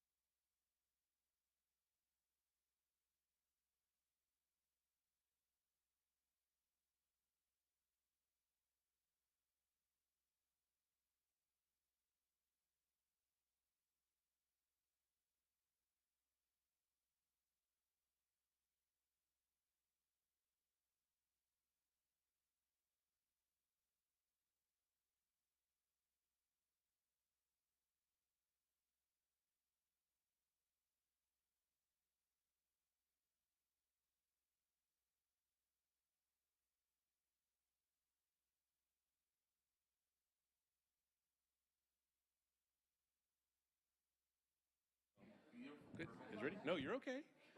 Need a little break. All right, we'll go ahead and reconvene. We have our quorum back. So if I may, we're going to be quick. So we'll jump to our action session items. We have quite a few. These are all consent items. Items 5.1 through 5.102, so over 100 consent items. What I will do is I'm going to ask that we will need to pull an item and continue it until our next meeting, and that is 5.3. Thank you, Mr. Fuentes. 5.3, resolution. We're going to go ahead and pull that, unless there's an objection from anybody on the board. We're going to pull that and continue that to our subsequent meeting. So I don't see any objections to that, so we'll go ahead and do that. So with the exception of 5.3, which has been pulled for a later meeting, do I have a motion to approve the balance of the consent calendar? So moved. Second. Okay. I have a motion by Board Member Fuentes, a second by Board Member Haro. Any questions, comments? All right, hearing none, I'll call for a vote. All those in favor say aye. Aye. Aye. Any opposed? Any abstentions? Hearing none, it is approved 4-0. Thank you for that. All right, that takes us to our administrative reports. Any questions or comments with respect to items 6.1 through 6.7? None? All right. No facilities update, I take it today. Owen, I think you've reached your time limit. Do we have an ACE update today? Oh, yes. Vice President Townsend, thank you.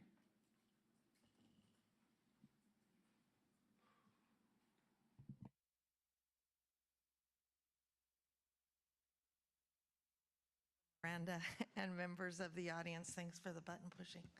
I just wanted to first thank you for including all of your bargaining units in the leadership retreat yesterday. I think it's super important for all of us to be on the same page. The Aloha theme, I was confused for a minute, old ears. I thought we were surfing with a purpose for a minute, which I was really excited about, but you know, serving made a lot more sense as we moved on. I would go for either one though. But I just want to encourage that we have a renewed commitment to the kind of work that we do together collaboratively, really listening to each other and being partners, both as a board, as bargaining units, and as an executive committee. And I thank you for the work that we've done. I think I'm embarking on year 33 or 34. I've lost count. And somehow it feels the same. You know, those first years, those first days, somehow I still have that crazy dream the night before of that classroom that's just going to be, oh my goodness. But it is, our work becomes, I don't know if it becomes increasingly important. The difficulty of our work and the complexity of our work seems to continue to evolve. And I guess I'm just looking for us to all be super open. We talked about professionalism. Which is incredibly important, and the job of the educator and finding the right words and what was okay at one time is so different than what is okay today. And just looking really seriously as we go throughout the year of student behaviors and giving teachers the tools that we really need for those behaviors that are evolving and changing, because I think that that is what's on the mind of most teachers as we return, is that safety and that giving each student what they need. So I ask you to, implore you to continue to work with us as we go through that. Thank you so much. Appreciate that. CSEA update. Not seen anyone? All right. MAC update? No? ROP update? I just have a couple of things really quickly. We had our WASC visit, but as you know, they don't come through till, they don't meet until the summertime, and they met, and CRIROP received their 6-year accreditation through June 30th of 2031, so which is really awesome. And then just a couple of facts. We got a facts at a glance for 24-25. Enrollment was up from 2024-2025 to 7,065 students overall through the 3 districts, which is up from 6,480. We have 2,090 industry certifications that were given out to students overall. We had 148 students earn just shy. We had $24,950 in scholarships this year. And we had 1,080 students, which is a 286% increase in student enrollment this year. So I just wanted to share some quick facts about CRIROP. And then Board Member Fuentes, do you have an update on? Yeah, CRIROP I think Ms. Harrell already said the amount of scholarships that we did pass out. Almost $25,000 in scholarships were given to students. I think we had 4 that were $1,000. And I also want to present a small video. It's about 2 minutes, real quick. And it's one of our pathways that we have at Bloomington High. Go ahead.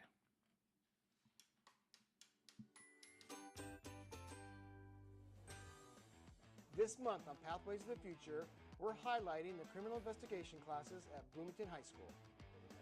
Hi, my name is Nuria Amaral. I'm a senior here at Bloomington High School, and I'm in the criminal investigation class. My favorite part about taking this class is when we make fake crime scenes and we go out and investigate them and then interview people from different classrooms, like if they were our witnesses. One of the challenges I encountered in this class was when we were making our resumes. It was really hard to find things to add, but our teacher really helped us, so a lot of credit to her. Working on our resumes and the mock interviews definitely helped me a lot to practice with confidence and be able to speak out, and they let us know that it's okay to take a deep breath if you don't know what to say yet, so it can come out properly, and I think that's important for a future job. It's really fun, and like you said, it's the hands-on experience, so I feel like you learn more being able to do stuff like this instead of just being in a classroom the whole time. But it's still fun because inside the class we do same things out here, like collecting fingerprints. We've messed with some fluid where we could take off shoe prints from dirt. Oh yeah, we got a driving simulator in there. That was really cool. That was a cool experience.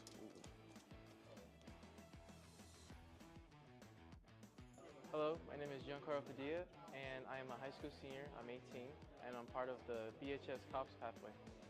Honestly, I love all the crime scenes. be done a lot, like a lot of stuff. But they did do judges, juries, trials, and all that. But I think it's pretty fun. So that's my takeaway.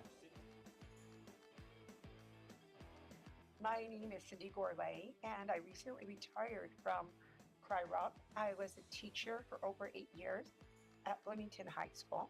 The first week of school, we talk about integrity. I tell them, if you can live a life with integrity, everything else is going to fall into place. Everything. I don't care what job you have, where your career takes you, what you do, but if you can lead a life with integrity, and I guess be a good person, be a good human being. I hope they took away from the lessons that I had in my classroom about integrity and Miranda. I hope that it helps them or helps somebody else. That's what we're supposed to be about, helping others. And that's it. So, and we talked about today about bringing all these new buildings to Bloomington High School and stuff. This is why we do what we do. Thank you, everyone. Awesome. Thank you for that. Dr. Miranda, All Superintendent right. Communique. I'll be pretty quick here. Do want to highlight a couple of things, or three things actually. First, we'll start with the Back to School Resource Fair. This is the annual resource fair that is hosted by Student Services. It's gonna be at Joe Baca Middle School, Saturday, July 19th. So this weekend coming up from 8:30 to 11. Again, attendees can look forward to receiving brand new backpacks, bus passes, health screenings, and access to mental health services. So thank you to Assistant Superintendent Dr. Ortiz and his team for organizing this incredible event for our students and families. Just an awesome event. Okay, so our CJUSD kickoff. This has been a long time since I think I've been here for a while and can't remember a district-wide kickoff. So I'm just extremely excited to announce that we are going to have a kickoff for all our employees. It's about 2,400 of them in our district. Will be so on July 30th, coming up here in a couple of weeks or so at Grand Terrace High School Gymnasium. We're going to have continental breakfast starting at 8 o'clock for our employees, and then followed by the event at 8:30 a.m.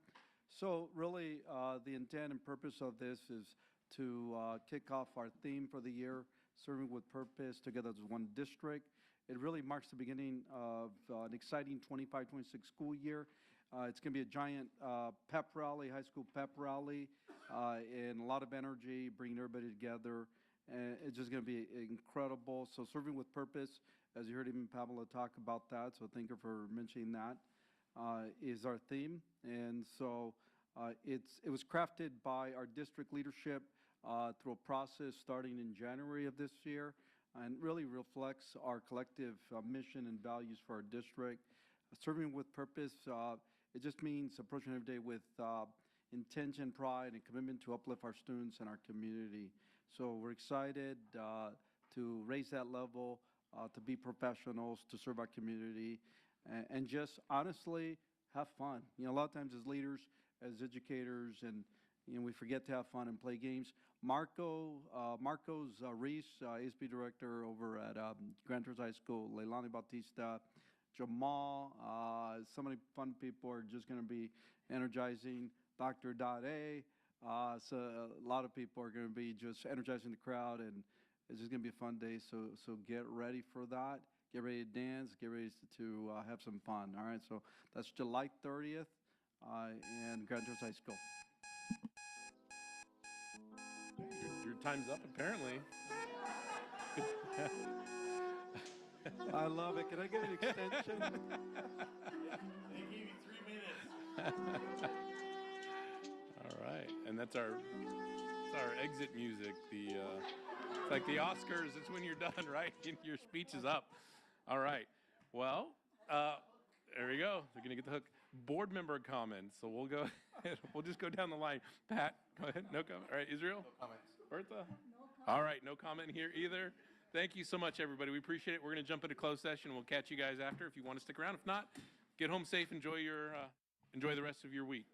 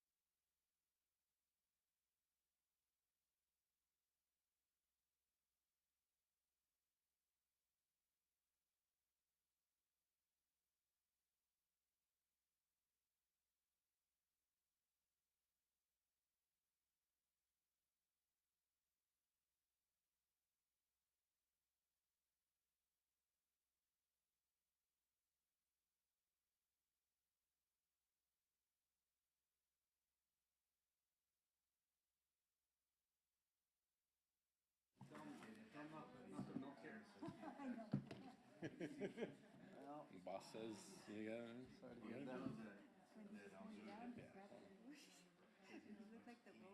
Yeah, he needs somebody to oversee it, so. Okay. All right, we'll reconvene from closed session. Meeting of the Colton Joint Unified School District Board of Education. We have a number of items to report out and to take action on here. So I will go ahead and begin with item 10.1. There was one student inter-district application appeal item presented in closed session. Is there a motion to either uphold the previous appeal decision as presented or to overturn the decision as presented? I'll move to uphold. All right, we have a motion by Board Member Fuentes and a second by Board Member Bertha Flores to uphold the previous appeal decision as presented. All those in favor say aye. Aye. Any opposed? All right, hearing none, it is so ordered 4-0, and student number, for the record, is 104-52548. Thank you for that. Next item, 10.2. There was one student discipline item presented in closed session. Is there a motion to uphold the expulsion order as presented? So moved. I have a motion by Board Member Fuentes. Is there a second? Second by Board Member Haro. All those in favor say aye. Aye. Any opposed? Hearing none. The motion carries 4-0, and student number is 104-58090. Item 10.3, and a motion by Board Member Fuentes and seconded by Board Member Bertha Flores and carried on a 4-0 vote. The board approved the personnel public employees appointment, discipline, dismissal, release items as presented, item 10.3. All right, 10.4, personal public employee appointments on a motion by Board Member Fuentes and seconded by Board Member Haro and carried on a 4-0 vote. The board appointed Alejandra Valencia, assistant principal, elementary school, to be determined. Item 10.5, on a motion by Board Member Fuentes and seconded by Board Member Bertha Flores and carried on a 4-0 vote. The board appointed Timothy Nguyen, assistant principal, elementary school, to be determined. On item 10.6, on a motion by Board Member Fuentes and seconded by Board Member Haro and carried on a 4-0 vote, the board voted to appoint Joel Gordillo, assistant principal, high school, to be determined. Item 10.7, on a motion by Board Member Haro and seconded by Board Member Fuentes and carried on a 4-0 vote, the board appointed Dr. Rosana Hernandez, principal, middle school, to be determined. And item 10.8, on a motion by Board Member Haro and seconded by Board Member Bertha Flores, carried on a 4-0 vote, the board appointed Lori Walton, principal, middle school, site to be determined. All right. With that, we'll go ahead and adjourn. Thank you, everybody, for hanging out this late. Get home.